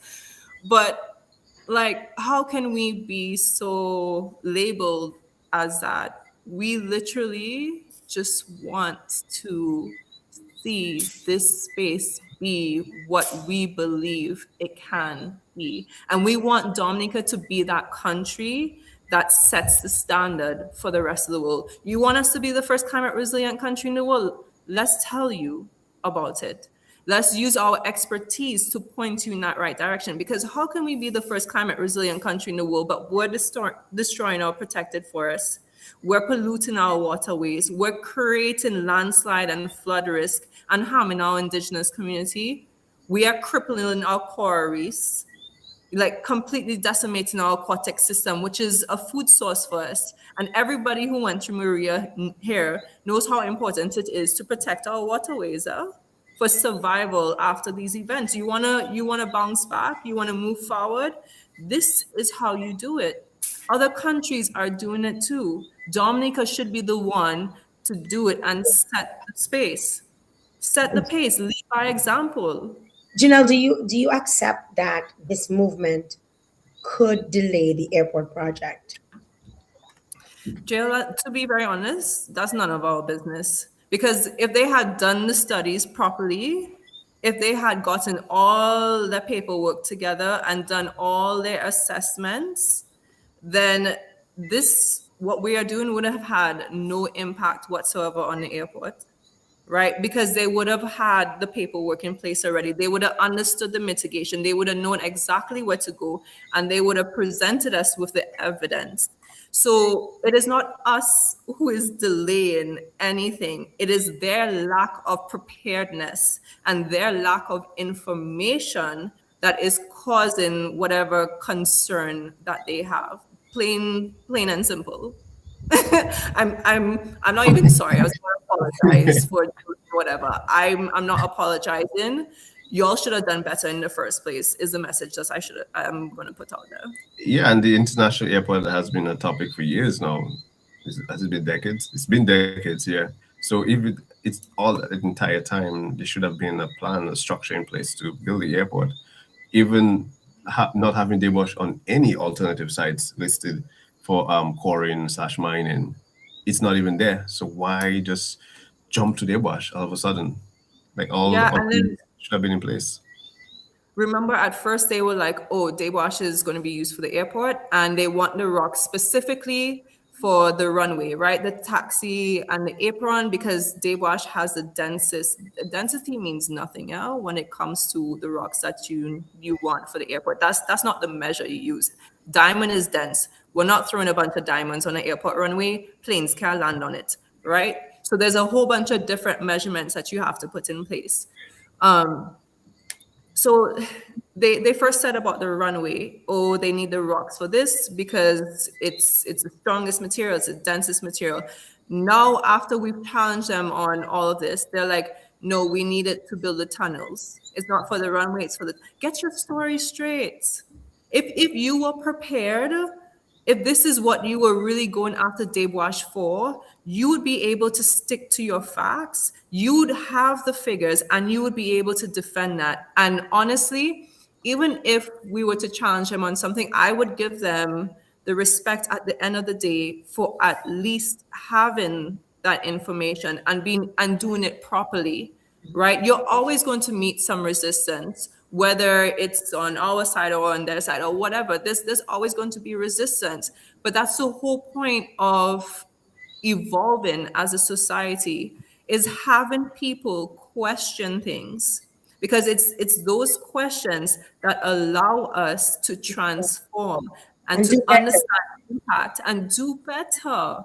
so that we don't repeat history and end up making the same mistakes. Now, what a lot of people also don't realize, because they're like, oh, well, they used Dewash for Melvin Hall when Melvin Hall was a tiny, tiny little airstrip back in the days in the 60s, right? They used some rocks from Dewash to resurface the airport. You see where there's by the bridge, there's some exposed rock. So they had where you see the exposed rock now, and they use it to, yes. But what people don't know, because it's part of the history that's not being taught to us, they harvested rocks from Dewash in 1969 from Melvin Hall. For a Canadian company came to do that. In 1970, another Canadian company was trying to come to Dominica to mine Dewash for copper. Right? So right after they were digging Dewash for rocks for the airport, a Canadian company was like, this site looks interesting. We're going to come here and do some investigations for copper. And at the time, Dominicans weren't aware of that. It's only because a Dominican had a friend in Canada who was looking through a Canadian magazine, opened up the magazine and was like, wait, isn't that your country? And then it got out. Now, again, this was 1970, so things didn't, it took some time. But anyways, word got out, and that was right after they took the rocks for Dewash. So when we went into the community meetings, knowing what Dewash is, right? So in the 66, they first did the sampling at Dewash. 30 years later, a company gets an actual approval to mine in the area. And here we are, 2026, 30 years later. I don't know what is happening every 30 years, but we need to stop repeating history, please and thank you.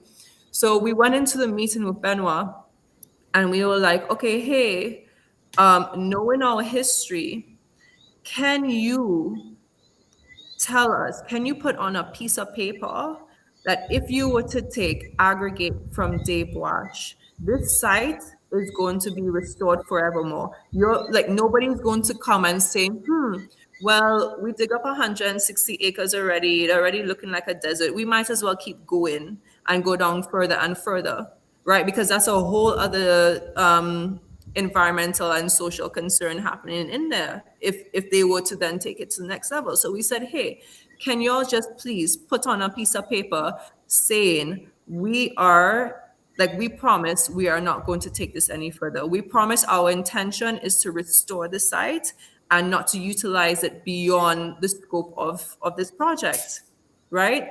It's going to be restored up to this day. Jael, this was 6 months ago. We have tried to confront them ever since. They have yet to be able to put this on a piece of paper saying that this is not going to be their intent. So obviously, what happens when things are left like this is that you have this spiraling going on that became the movement. Like, wait, if they can't do that, if they're not saying this, if they can't show us the science, if their ESIA is just a bunch of like mismatched garbage, then what is really going on here? Okay, so a few things have happened since your movement has begun. The Save Dewash movement started. So we saw an announcement or a briefing or whatever it was by the Chinese ambassador. And he spoke and he said they're not involved in any mining of copper. They've said they've never had any interest in that. A nice little speech about that. The Prime Minister obviously has made multiple reference back to the project and the purpose of what the project is. Additionally, today we had the parliamentary representative Anthony Charles now supports the continued mining at Dewash, citing landowner consent, compensation, and mitigation measures. Now, in terms of landowner consent, if landowners have agreed and have been compensated, does that settle the issue from an environmental standpoint? No. The biggest landowner in all of this is government. Huh? I just want to let you know. that apart from 7 acres, it's all government land. So, Yeah, and just being the landowner shouldn't settle anything about the environmental damage that could be caused to it. Physical planning division are there to ensure that projects have meet the requirements. That's why they're the authority, they're the planning authority. And we've heard from the prime minister, from other ministers and stuff, and people saying that they have permission to do this. It's for the airport. I was like, yes, it's for the airport, but can we look at the actual paperwork? Because I have the stop order open right here, and Janelle said a lot of days in her speech, but we should really emphasize the days is not government, but the day is MMC, who are the developers of this project. So they're the ones overseeing this project, and the CR5 is the contractors. So these are the actual workers on the ground that you see. So these are the guys from China, Malaysia, Thailand. We meet up a whole bunch of different people, and they are just the workers on the ground. So they're employed to do this job. Some of them are very friendly. We've talked to them. They even show us directions. Oh, look, you want to see this? Come see this. Because that's what they're employed to do. They came here to work. They came here to work. It's more based on the developers giving them the go to do this. And so coming back to the developers Montreal Management Consultant Development, and a stop order was issued by the Physical Planning Authority on December 1st. And the reason for it is for dumping soil material in close proximity to the Pega River. They've also commenced excavation without first obtaining permission from the planning authority, contrary to Section 17 of the Physical Planning Act, Chapter 6305. And so this clearly states that they had no permission at all. So where is this statement coming from? The Chinese, coming from the Chinese ambassador, coming from the prime minister, coming from these other ministers, saying that they have a permission to do this? However, Physical Planning, who's the authority, are clearly stating, you guys have no permission, and this is why we're issuing a stop order. yeah, yet the Chinese ambassador is coming out and accusing us of slander for saying that they don't have permission, when, I mean, Gary and I have made it very clear, everyone on our team, we do not put out any information unless we can back it up in hard facts. And hard facts, a lot of the time, is government paperwork, right? The physical planning, stop order and compliance notice, their comments, or the developer's own paperwork, the ESIAs they put out, or the information that was disseminated in the meeting, or through our own science. And we get independent scientists to come and verify some of the things as well. You know, so it's like our own national official paperwork is saying you don't have permission, which is why a stop order went into place in the first place. But you want to come and say that we are slandering you. Make it make sense. I don't know. Some people have questions. One question particularly comes from Trace Pelte. My question is, how does this affect us being on the UNESCO list? Okay, so I'll take that question. So Deos is part of the Northern Forest Reserve. It's not within our UNESCO World Heritage Site. The cable car is the project in question that could affect our UNESCO listing. Actually, it also does not have an ESIA, so it's up in the air with UNESCO. I don't know, that's a whole other topic. Whole other topic. But what Deos will do is show a behavior pattern, right? Like, okay, this thing is happening in our UNESCO site, but it's not a one-off. The way that we're treating our environment, the lack of transparency, the lack of community consultation, the lack of environmental assessment and mitigation is adding to a much bigger picture of how Dominica as a nature island is truly portraying itself as a nature island. So direct impact on our UNESCO site, not particularly, because it's the Northern Forest Reserve, which is not Montopito National Park, which is a UNESCO site, but indirectly it adds to the case of the damage that we are seeing in that space and why it is happening that way. Janelle, in terms of species, what plant or animal in that area are most at risk from this project, and why are they particularly vulnerable? So that's a two-part question because, okay, in their first ESIA, they claimed that they were going after 80 acres of land when Gary plugged it into the GIS software because he's the one that's much better at it. Turns out it's 160 acres that they're going after, the size of flipping Roseau, right? So one, they lied to the community.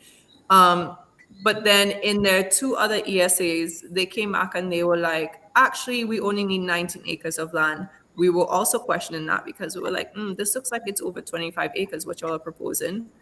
Turns out it's 26 acres. So anyways, which they recently cleared up. We're like, oh, thank you for telling us that it is more than what you put in the ESIA again. But so it depends. Are you going to dig out? Is that ESIA even factual now? Because everything everything. Well, we don't know because if you looked at I'm so angry. I know, but like the June one had more errors than the others because I think they saw some of the errors and they changed it quickly, and made the edits for the other ones. But in the June one, they put Wesley in there, a project from Wesley, and they kept Wesley asphalt batching plant, and they just gave us all the information, like they copied and pasted. And then in the back, when it came to the stakeholder assessment, it was the Ans de May cement batching plant, ESIA. And then when you plotted the GPS coordinates for the air quality data and everything, it landed you right in Crystal Hall. So the biodiversity data was not for Deos. The stakeholder data was not for Deos. And we know this for a fact because they listed consults in the Kalinago territory and everything, and the Kalinago Council, and they came out, Chief Annette spoke out on behalf of her council and the previous council, and they were like, error, this never happened, to the point where the FAQs that recently were released by MMC and the government stated that they reached out to the council last month for consultation, right? So you didn't actually consult people. And again, we're not making this up. This is their own paperwork. Yeah. But when you don't have the clear facts and figures, it's very hard for you to keep track of your story. And I think this is what's happening with MMC right now. So yeah, a lot of shebang was happening. Back to the point. It depends. Are you digging up an area the size of Roseau? Because that's going to affect so many other things. Or are you going for the 26 acres? And so far they've dug up maybe 18, like out of the topsoil area, they've taken maybe about 18 acres. So 26 acres. That valley is one of our richest sites, again, for parrots. But what our main concern is with the life in the river, right? This Deos is at the head of the Pegua River, where those two branches meet to create the Pegua River. And when you release a bunch of heavy metals or even iron, you see all that like clay, orangey material, all that is iron coming out of our soil that has been locked inside of there. When that is released, what Gary and I found walking that river before we knew it was contaminated with all this bacteria business and whatever, and we were putting our foot inside of this place, before we knew all of that, when we walked that river, we saw bacteria blooming inside of the iron oxidizing bacteria. It was blooming because so much iron was coming out in the system. And what this bacteria does is actually drain the system of oxygen. It uses oxygen to package the iron, and it has all these blooms happening inside the place. Now, what will happen because of that is that our VO is going to go down with all these sediments, with all this into water, VO, crayfish, so on and so forth, are going to disappear from our riverway. Some of our bird species are going to be reduced. Like the population is going to be reduced. They're going to have to go elsewhere to do their business. But all of this is also running off into our marine spaces. Our coral reefs are being stifled right now by so much sedimentation happening around our coast. Fishermen are already complaining that they can no longer do what they, they were born to do in these spaces, you know, because of the sedimentation that's happening, because of how it's impacting our reefs, because of the lack of visibility even. So there's a lot. There's a lot that's going to happen. And we know that to be able to do some of these works, some of the species, some of the spaces are going to experience impact. But it's all about understanding the impact and putting measures in place so that at the end of the day, our children can grow up and still hear Crappos calling our valley and know about the Sister. The Sister parrot is not going to be like the unicorn in Scotland, right? This imaginary animal that's a national animal. It's going to be something that we can see with our own eyes for generations to come. Yes, that bird in the center of the flag. We're not just going to be coloring in purple. We're going to know what it is firsthand. We're going to understand what We need to know. feels like. We need to We know. need to know. Yeah. Yeah, we need to know what it is. I want to talk a little bit on solutions and moving forward. You've shared a lot. You've spoken in terms of the mitigation measures. You've spoken about the SIA report. We've spoken about the fact that you're not against the development in terms of the airport. We've spoken about the flora and fauna and what will be affected, the people, the community that's been affected, the movement. Are there alternate approaches that allow development while reducing environmental harm, specifically for this area? Yes, there is, as Janelle said earlier, that there is alternative sites such as Coliho. There are other options to get those equipment, but we're also asking for transparency to be the overall theme in this whole campaign. We've been transparent. We're hoping that MMC, CR5, as well as the government can be transparent with us.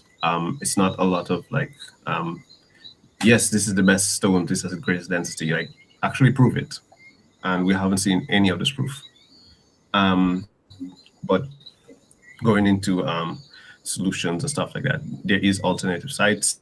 I saw someone comment about Canadian rocks. That would have been something the geologists leaned into in his presentation, that, hey, Jamaica needed rocks and they seeked rocks all the way in Jamaica, in Canada, to build the airstrip, because the rocks in a tropical climate aren't as strong as rocks in a temperate climate, because the rocks in temperate climate last longer. Yeah. And so if we're looking to be sustainable and to be long-term. I mean, MMC is a Canadian company, right? So, I mean, hello.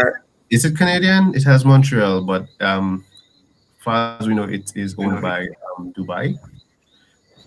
It's So- Canadian. It's registered in Dubai, in Yeah. UAE now, but it's Canadian origin. Yeah. I don't have a lawyer. Yeah. Yeah. So maybe there was a meeting that we didn't know about. So because they're saying they have permission, we're open to speak with the Chinese ambassador if he wants to share documents. We're open to speak with the manager of the airport as well, because he also said they have the documents to prove that these are the rocks that they need. We're open for discussion. We're open to share information. Been pretty clear from the start. Yeah, and People in the chat are all saying, let's use Coliho. Everybody Yeah. wants the airport. We all want the airport. yeah, And yeah, if other islands have used Coliho, like, why we can't just use Coliho and finish with that? Like, I just feel like this is causing so much more problems than it do. yeah.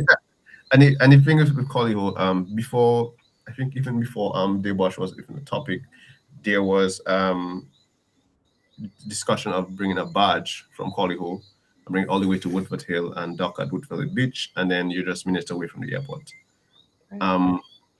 We're not clear on why that stopped. We haven't gotten any written information to back up with the reason that it stopped. But if that is still the option, I'm sure I wish we could explore it, because I understand the badge holds a lot more than one truck, and that could And those trucks going all, it's like it's, let me tell you, every time I think about going to Marriott, I have to think about $50 to clean my vehicle after. So the gas plus the cleaning of the vehicle after, because the vehicle gets is so dirty, when you and I'm saying that as somebody that transfers, much as people who live in those areas, like that really cannot be good. Is there any middle ground here, or is this a line in the sand issue? Well, middle ground in terms of, hey, there are alternatives, and we are here with our expertise. There's civil engineers here with their expertise, so on and so forth, who can help guide and inform the process so that it ends up being the best decision for both people and place, right? Because at the end of the day, what we don't want to happen is we open up an airport, and I hate, honestly, Jael, it bothers me a lot how we're talking about opening an airport so that tourists can come to Dominica. Everything that we do in Dominica needs to be us first. It needs to benefit us first, right? What is the point of opening an airport if an entire community is taken out over it? If we sacrifice the health of a whole community, that makes no sense to me. We also need to travel as Dominicans. We need the access, as well as allowing people to access our spaces. But we need to go first, as in it needs to be about us first, not Yes, go right. first. Yeah. But let us do this properly, because at the end of the day, if you're talking about increasing tourism, our whole product is the nature island of the Caribbean. How is it that we are that is a big building this? Yeah. Yes, like how are we building this thing for people to come here whilst taking out the very product that people Yep. are coming here for? That's Yeah, crazy. and speaking on tourism, like even before all of this was going on, I attended a week workshop in at Jungle Bay, and the workers had seen my video when I came there at the time, and they was like, "So you see the guy that talking about up there?" I was like, "Yeah," and it's like, "Well, we've been seeing all this destruction because they have to carry people from all the way Jungle Bay to the airport and back and forth, and the people who come to Jungle Bay are environmentally conscious people. They're ecotourism. That's their whole vibe, and they come here and." All through Concord, Marriott, the road is muddy, it's a mess, and they reach there, see all these work going on. It's like, what's going on? And the driver's like, I don't know. I can't tell you. And they literally think we're stupid. Yeah, Like, right in let the middle. me tell you, when people ask me, I tell them I don't know, because I genuinely I don't know, right? And then when I say I don't know, they're like, "How could you not know, Jael? Like, you live here." Like my friend visited last year, and she's like, "How do you not know?" And I'm like, "I don't know. Like, how am I supposed to know everything that's going on in Dominica?" And she said, "But it's happening. Like, I came here for nature, and there's so much dust on the way from the airport." And I'm like, "Bruh, like, I don't know what's going on, okay?" And genuinely at in that moment, nobody really knew. Just like you guys Yeah. are expressing, generally people didn't know, and that is something that I kind of want you to just hone in on. What should the average Dominican understand? Because I find, boy, I don't even know. I want to tread so lightly with my words. I find like we behave like a lot of us are so very well educated in Dominica, but we behave like uneducated fools. Like we don't go and get the information. We don't, and we can. I don't feel like I have to agree to everything to have somebody, to be on somebody's side, or to be like, I feel like if it's we place politicians in a position to act on our behalf, right? They're acting on our behalf. They're not gods. They're not Jesus. They're not Hail Mary. They're people who act on our behalves. I don't understand why we're not reading things, why we're not getting information, why we're not trying to inform ourselves, doing research on. I mean, you guys have done a lot of research. Like you've done so much research for us, and now you're presenting us. And I want to see how many people. I wish you could track how many people would actually go on the site and read, because I feel like we almost like we're not interested. Like we talk about ecotourism, and we talk about climate resilience, and we talk about sustainability, and we talk about all of these things. But when we act differently, when we can openly say, I do not know. For months I did not know what was going on.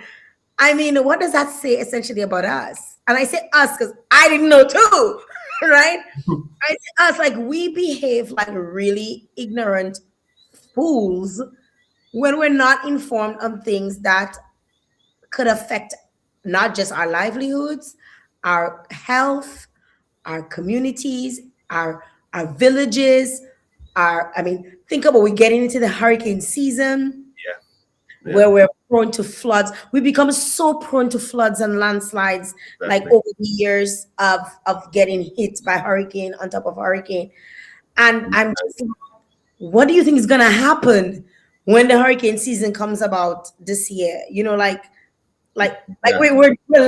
we're just under a month Yeah. away from the hurricane season. And that's something people were talking about when we gathered at the wash. Like people were saying that this was the river that everybody came to on the east coast from Marigot to Kalinago territory. This was the main river people came to get water because all pipes were broken. This was the river people came to do their laundry and everything. Like it fed the community of the east coast after Hurricane Maria. And we're saying that, are we going to lose our river for the sake of development? Look at St. Lucia right now. They're in a crisis. They have to get water from Dominica. And we're so privileged to have this abundance of water here, but it's not there forever if we keep doing treating our environment so recklessly. And I feel like Dominicans, as you're saying, that we tend to not read everything, or like our attention spans are not there. Like we tend to just nitpick You things. feel like we in a Yeah. barrel. Like I don't understand it, and it's not. It blows my mind. Yeah, and Like, that was one of the things when we started making the videos. Like, I will not make a video that is more than 3.5 minutes. oh, first of all, like Facebook tells me that every day. Jael, your videos on the 45 seconds are performing better in Dominica. Like Facebook reminds me all the time because nobody watches past 45 seconds. I mean, I still make my 2-minute videos. I'm like, Yeah, of oh, I'm course. gonna see what I have to say. But Facebook tells me, I wish I could send you up, show you right now. You know, Your Facebook tells insights, your me insights. your videos under 45 seconds are performing better. So they want to see the little caution video. You know, a video of me playing cards with my kids is more important to them than Yeah. a video of me promoting Sultan Falls, talking about Sultan Yeah, Falls. yeah. They watch up to 45 seconds and they finish with me. You know, like Yeah. we're just not interested in Yeah. consuming People, information. people want the hook. People want the hook. People want boom, boom, boom. That's what they want, and so they can share it. And so I tried to keep my videos as concise as I could. But it's hard because there's so much information. Exactly. You just have to do a part 1, part 2, part 3. You know, do like the 52-part series. You know, like the Danish Deception kind of vibes. You know, 19 episodes, and you probably drop all of them, and probably people will like. Yeah, and then with all of this, like we make a Facebook version, Instagram, and then also for WhatsApp. Because WhatsApp you need a smaller size file. So when we make it for WhatsApp, we say we blast it.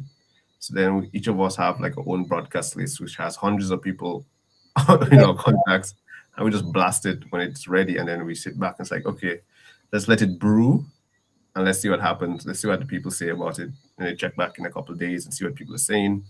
But yeah, it's I feel like this age of social media, videos, short form videos are what's gonna get people's attention. nobody is really reading newspapers as much because one of the things when an ESIA is dropped, that physical planning division have to issue a notice so people are aware that that the ESIA is available so they can come to read, and they have to include that in the newspapers.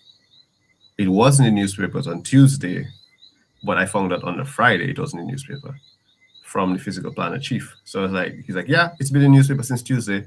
I was like, but who read the newspaper? No, you say that. Last night I had the electoral office on. Okay.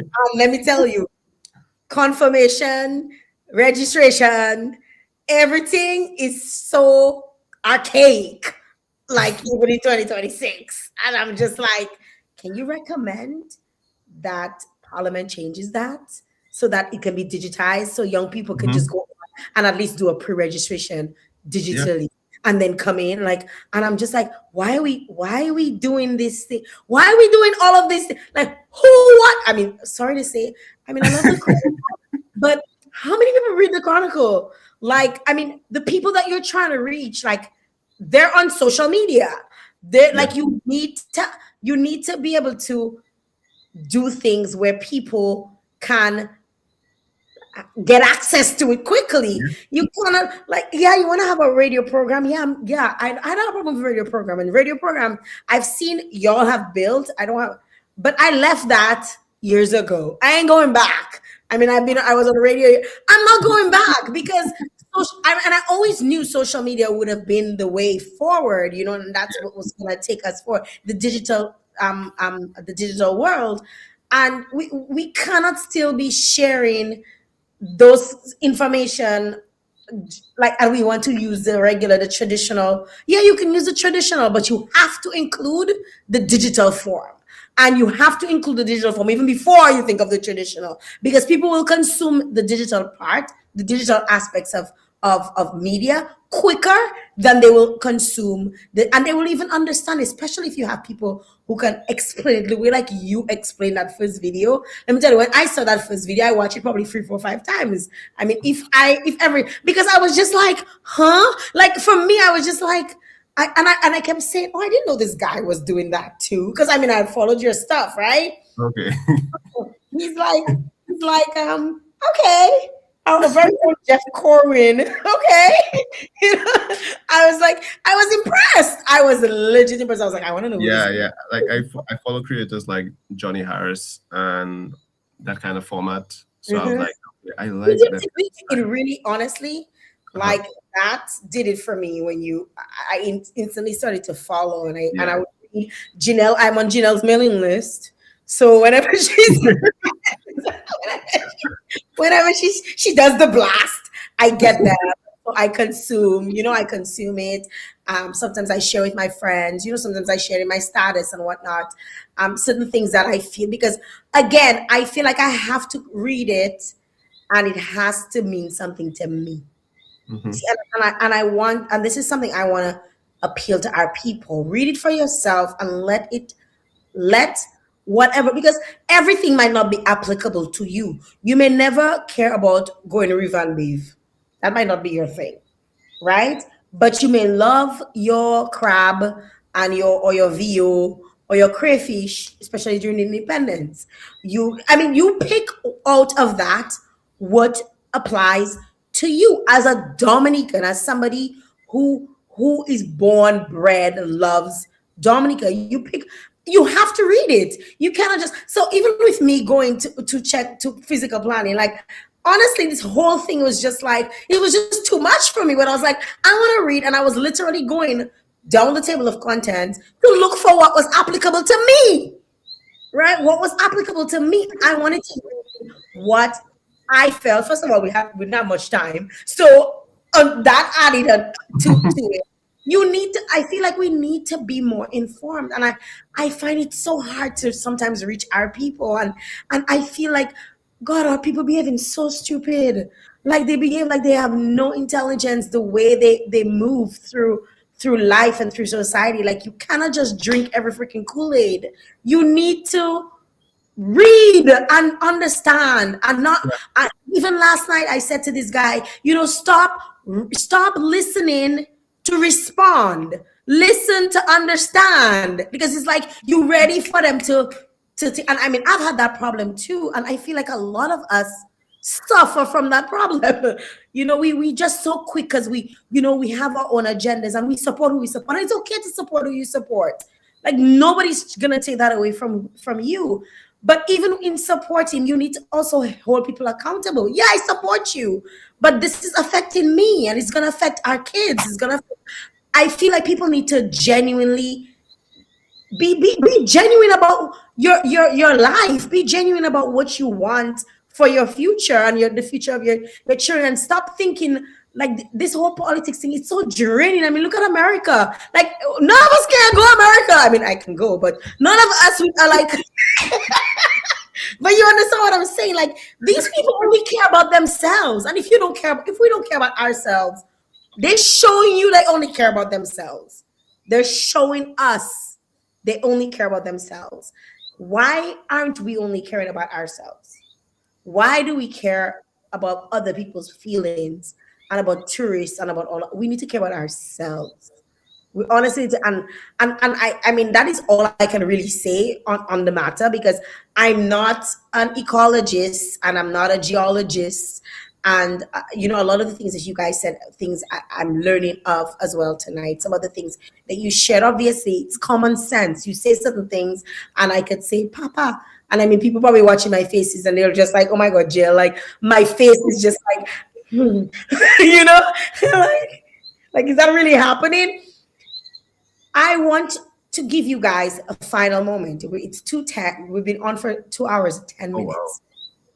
Went by quick. Time flies by very quickly. And I want to give you guys an opportunity. This is the point where I say it's the call to action.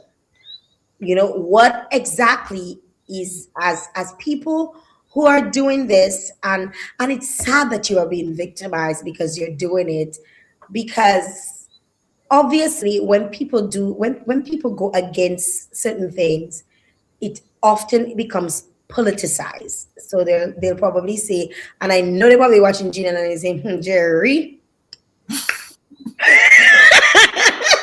Right? I mean, so I mean, I know Jerry a long time, right? So I know people do that, and they might say, Janelle is doing, is continuing what her dad started many years ago. And I mean, your dad has been living in the bush peacefully for quite some time, living and looking like the bush. You've been awakened. Let me tell you, when I see Jerry, I'm just like, I always trouble him. Janelle, I always trouble him. I always tease him and stuff, from when I've known him since my days when I worked at Q95. But I just feel like we need to have a call to action. What is the call to action where this is concerned? What do we do next? As a people, what should Dominicans do next? What happens? Like, should we just wait for y'all to, because I know that the stage we're at right now, probably you can explain to us the stage that we're at right now, in terms of, the progress or the process, the stage we're at right now. And then what should we do? What should happen next? And what should the people who are on here, what can they do next? Okay. I can go and then I'll let Janelle close up. But what is happening right now is that there was a stop order in December which said you can't do any construction here without permission. However, in March, the developers were given permission to just mount the crusher, but do not operate it. Okay, so but why are you giving permission to even mount it in the first place if there is no intent for it to operate in the first place? And we see this, and we've talked to other physical planners, experienced professionals, and be like, that's a complete disregard of the stop order. The stop order in place to ensure that this project is stopped, and until they meet the compliance notice that was issued to it. We haven't even gotten to the compliance notice, but we have to end tonight. But like, what we, yes, I see your expression. But yeah, what needs to happen now is we have to understand that physical planning division is the authority and they have the power. So the physical planning board has the power to completely stop the Deos project completely. And they need to come to a decision after reading all the comments that have been submitted on the ESIA. So within a 2-week period, we had a chance to send in our comments. And far as we've heard, that there's been over 30 submissions of comments, and just our team submission is a 41-page document. And there are other people who are the expertise who have come in and also delivered their comments.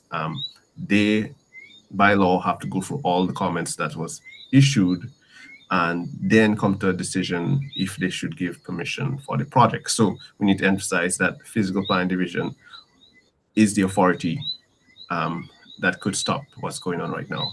And all we can do right now is continue to educate and also appeal to physical planning division to not continue this project.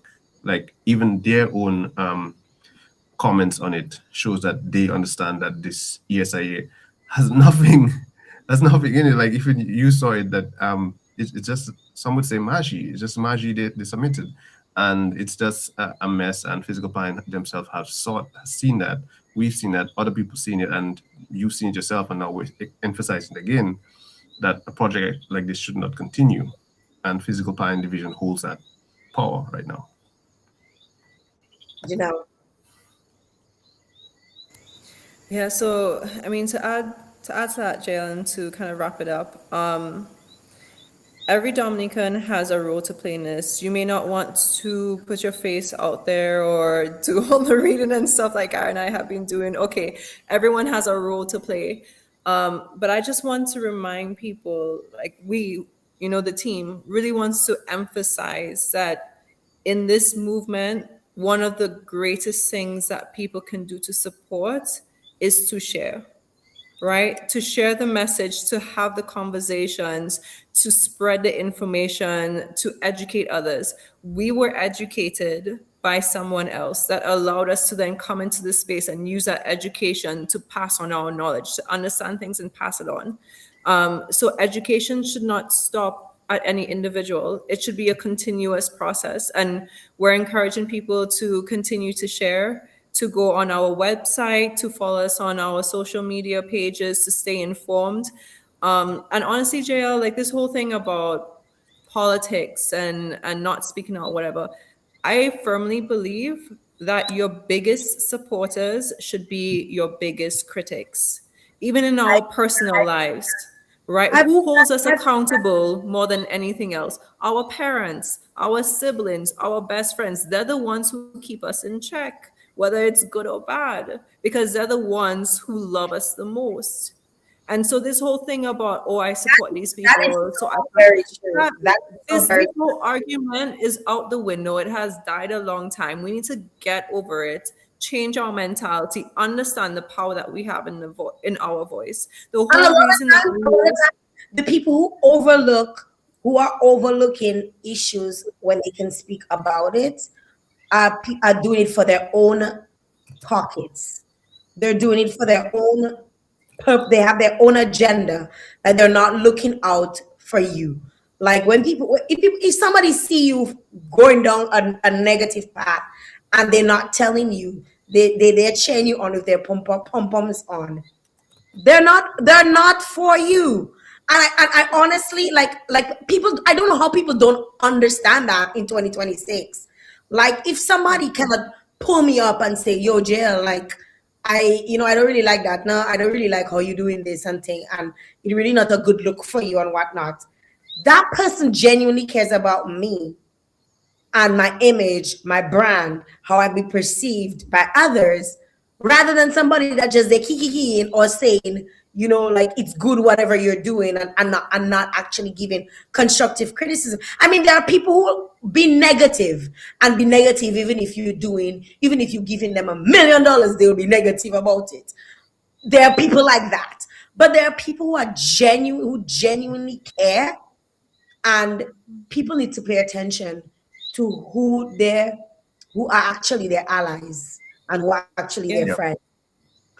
Yeah. Yeah. Like it's exactly that. And I mean, I don't know, the whole reason that we were able to get the stop order in place, that we were able to get the ESIAs for the first time in so long, we were actually able to get these documents in our hand for whatever other projects people have been asking for these things for, is because the community came together. When I talk about the community, I'm not just talking about Concord, I'm talking about Dominica as a whole.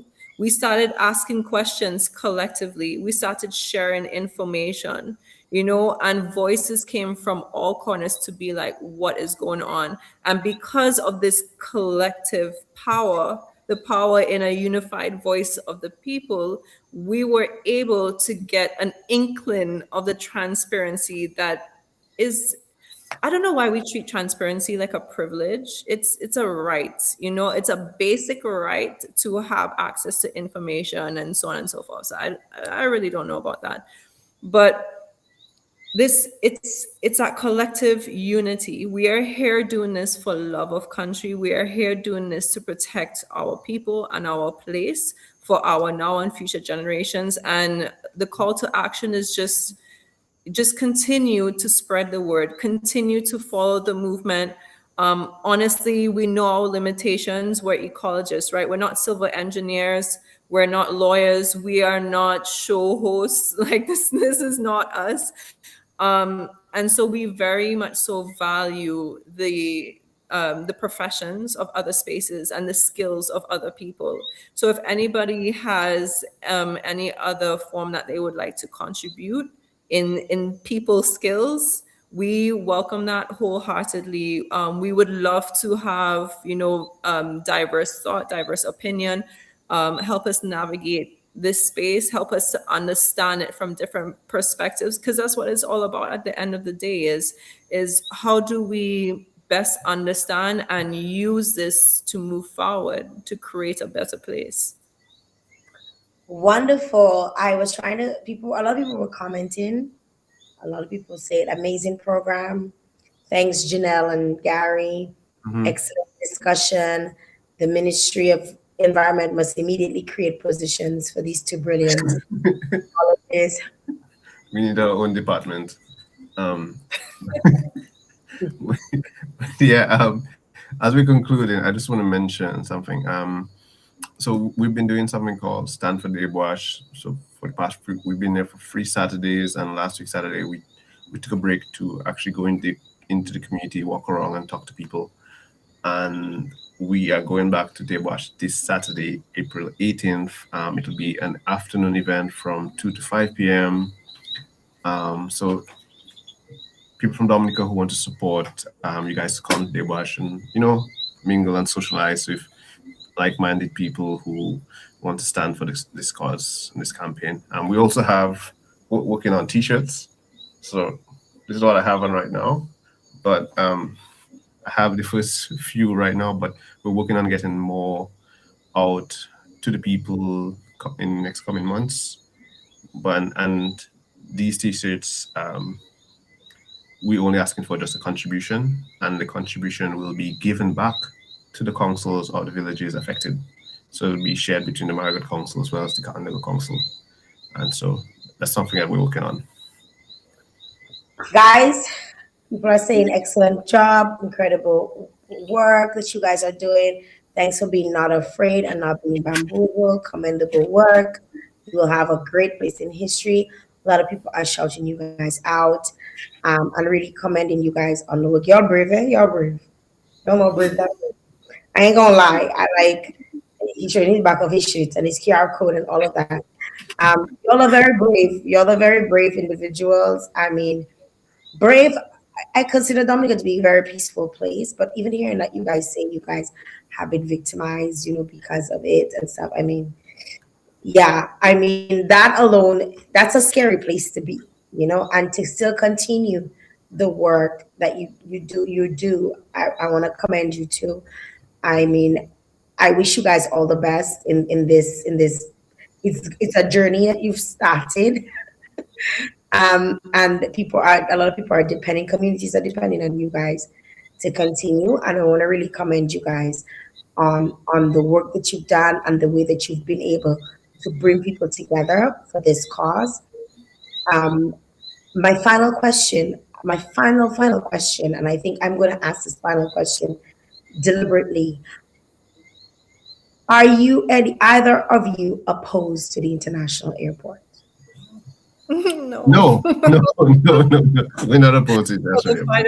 final time. No.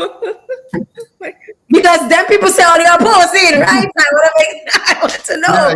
Yeah. Oh, We're not I opposed. want them to prove to us at what point and when did we ever make a statement saying that we were against the airport? What led them to believe that is what I would like to know, because we've never said it, we've never stated it, we've never done anything to hamper it to the best of our knowledge and ability. Like, no, bruh, like, we're tired. We're honestly tired. Stop using it as an excuse and just give us the flipping files. To be very honest, give us the files. they have From them starting like, files in other places, we want the files. Exactly, but they're doing the same thing, distracting so that we don't get the information that we need. Like, no, stop doing that. Stop taking a page from the US playbook and give us the files. That's the wrap, the end of the show. I need to. It's been a pleasure having the two of you. Continue the work that you're doing.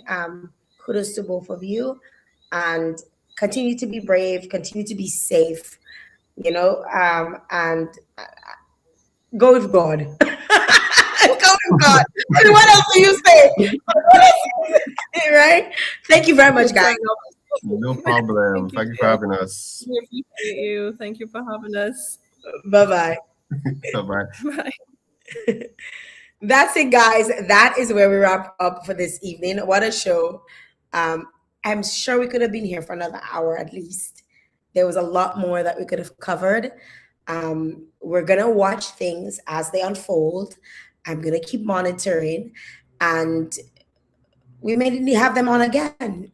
We may have them on. I want to also, at the start of the show, I opened up to, the powers that be. If you'd like to come on here, you can come on and share and speak and give your 2 cents, give your piece, give your side of it. I welcome that discussion. This is an open platform. I don't believe in being one-sided on anything. I like to get both sides of the coin, and then I decide which side I want, right? Which side I'm going with. I prefer to know all of the information and then make my decision. So I want to welcome the physical planning can come on, the government of Dominica can come on, the Prime Minister can come on, MMC can come on, whoever wants to come on. You can reach out to us. We're very easily accessible. Nobody can say we're difficult to get a hold of, right? Very easy accessible. You can email us. You can contact us. 315 JAEL. You can email us jael.joseph@gmail.com or jael@jaeljoseph.com or www.jaeljoseph.com or blackislandgirl.com. Very easy to get a hold of us. Follow us anywhere you follow us. You can send us a message and reach out. We would like to continue this discussion. And yeah, I really want to see how this unfolds. I don't know. Tonight, my stomach, I had literal, I felt like I was going to get a diarrhea. I'm not going to lie, because I'm just like, yo, all of these things that they're saying, boy, where we be there? Jesus, cause my son. It's a wrap, guys. I want to say thank you very much to my sponsors. Without them, I could not continue to do this work. I could not continue to share information. I also want to encourage you, if you do want to donate, you can subscribe to my channel on Facebook. That's I am Jael J. You can subscribe to my channel. You can also subscribe on Patreon, and you can donate as low as 99 cents if you'd like towards me continuing this work. I also want to say thank you to the companies in Dominica who have come on board and support all my shows. So they do subscribe monthly to the show. Companies like the National Cooperative Credit Union are offering up to $10,000 on their Get It Now loans. Perky's Pizza, where you the most delicious pizza in Dominica. I'm telling you, right? You can get wings, you can get pizzas and everything in between. And you can also order online and have it delivered. And for students, there is a discount once you have your student ID. Best Price and Cash and Carry, where you can spend $100 or more at Best Price and Cash and Carry to win a 2-night stay, all expenses paid, to Dominica's most exclusive resort, the Secret Bay. And that promotion goes on until the 24th of April. And also you can take advantage of the HBC, that's Fresh Market HBC promotion, where you get a chance to win $200 by creating a video that tells us what are your top 5 products that you love at Fresh Market. Obviously, you're going to do it to my video, my music video, or my song are coming, because that's what you're going to be coming is to Fresh Market.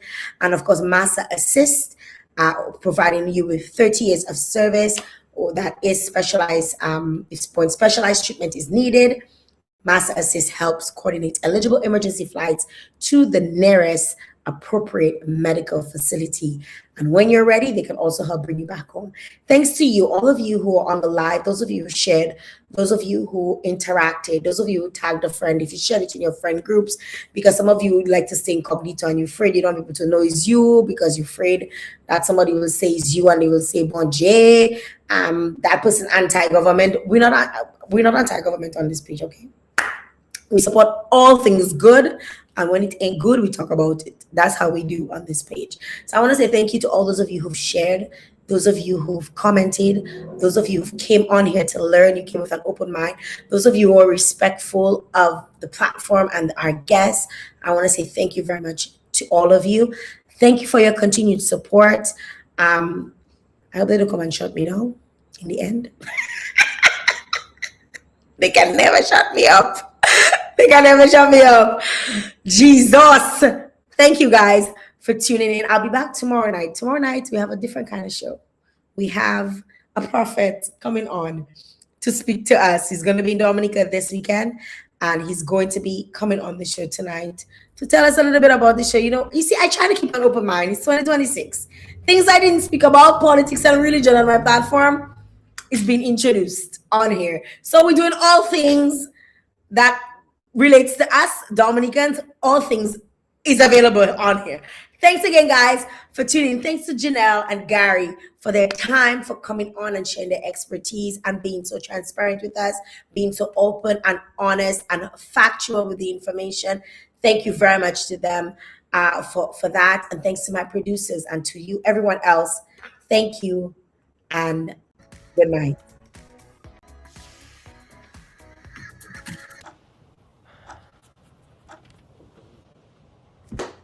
I get up. Boy, I hungry. ID and save big today.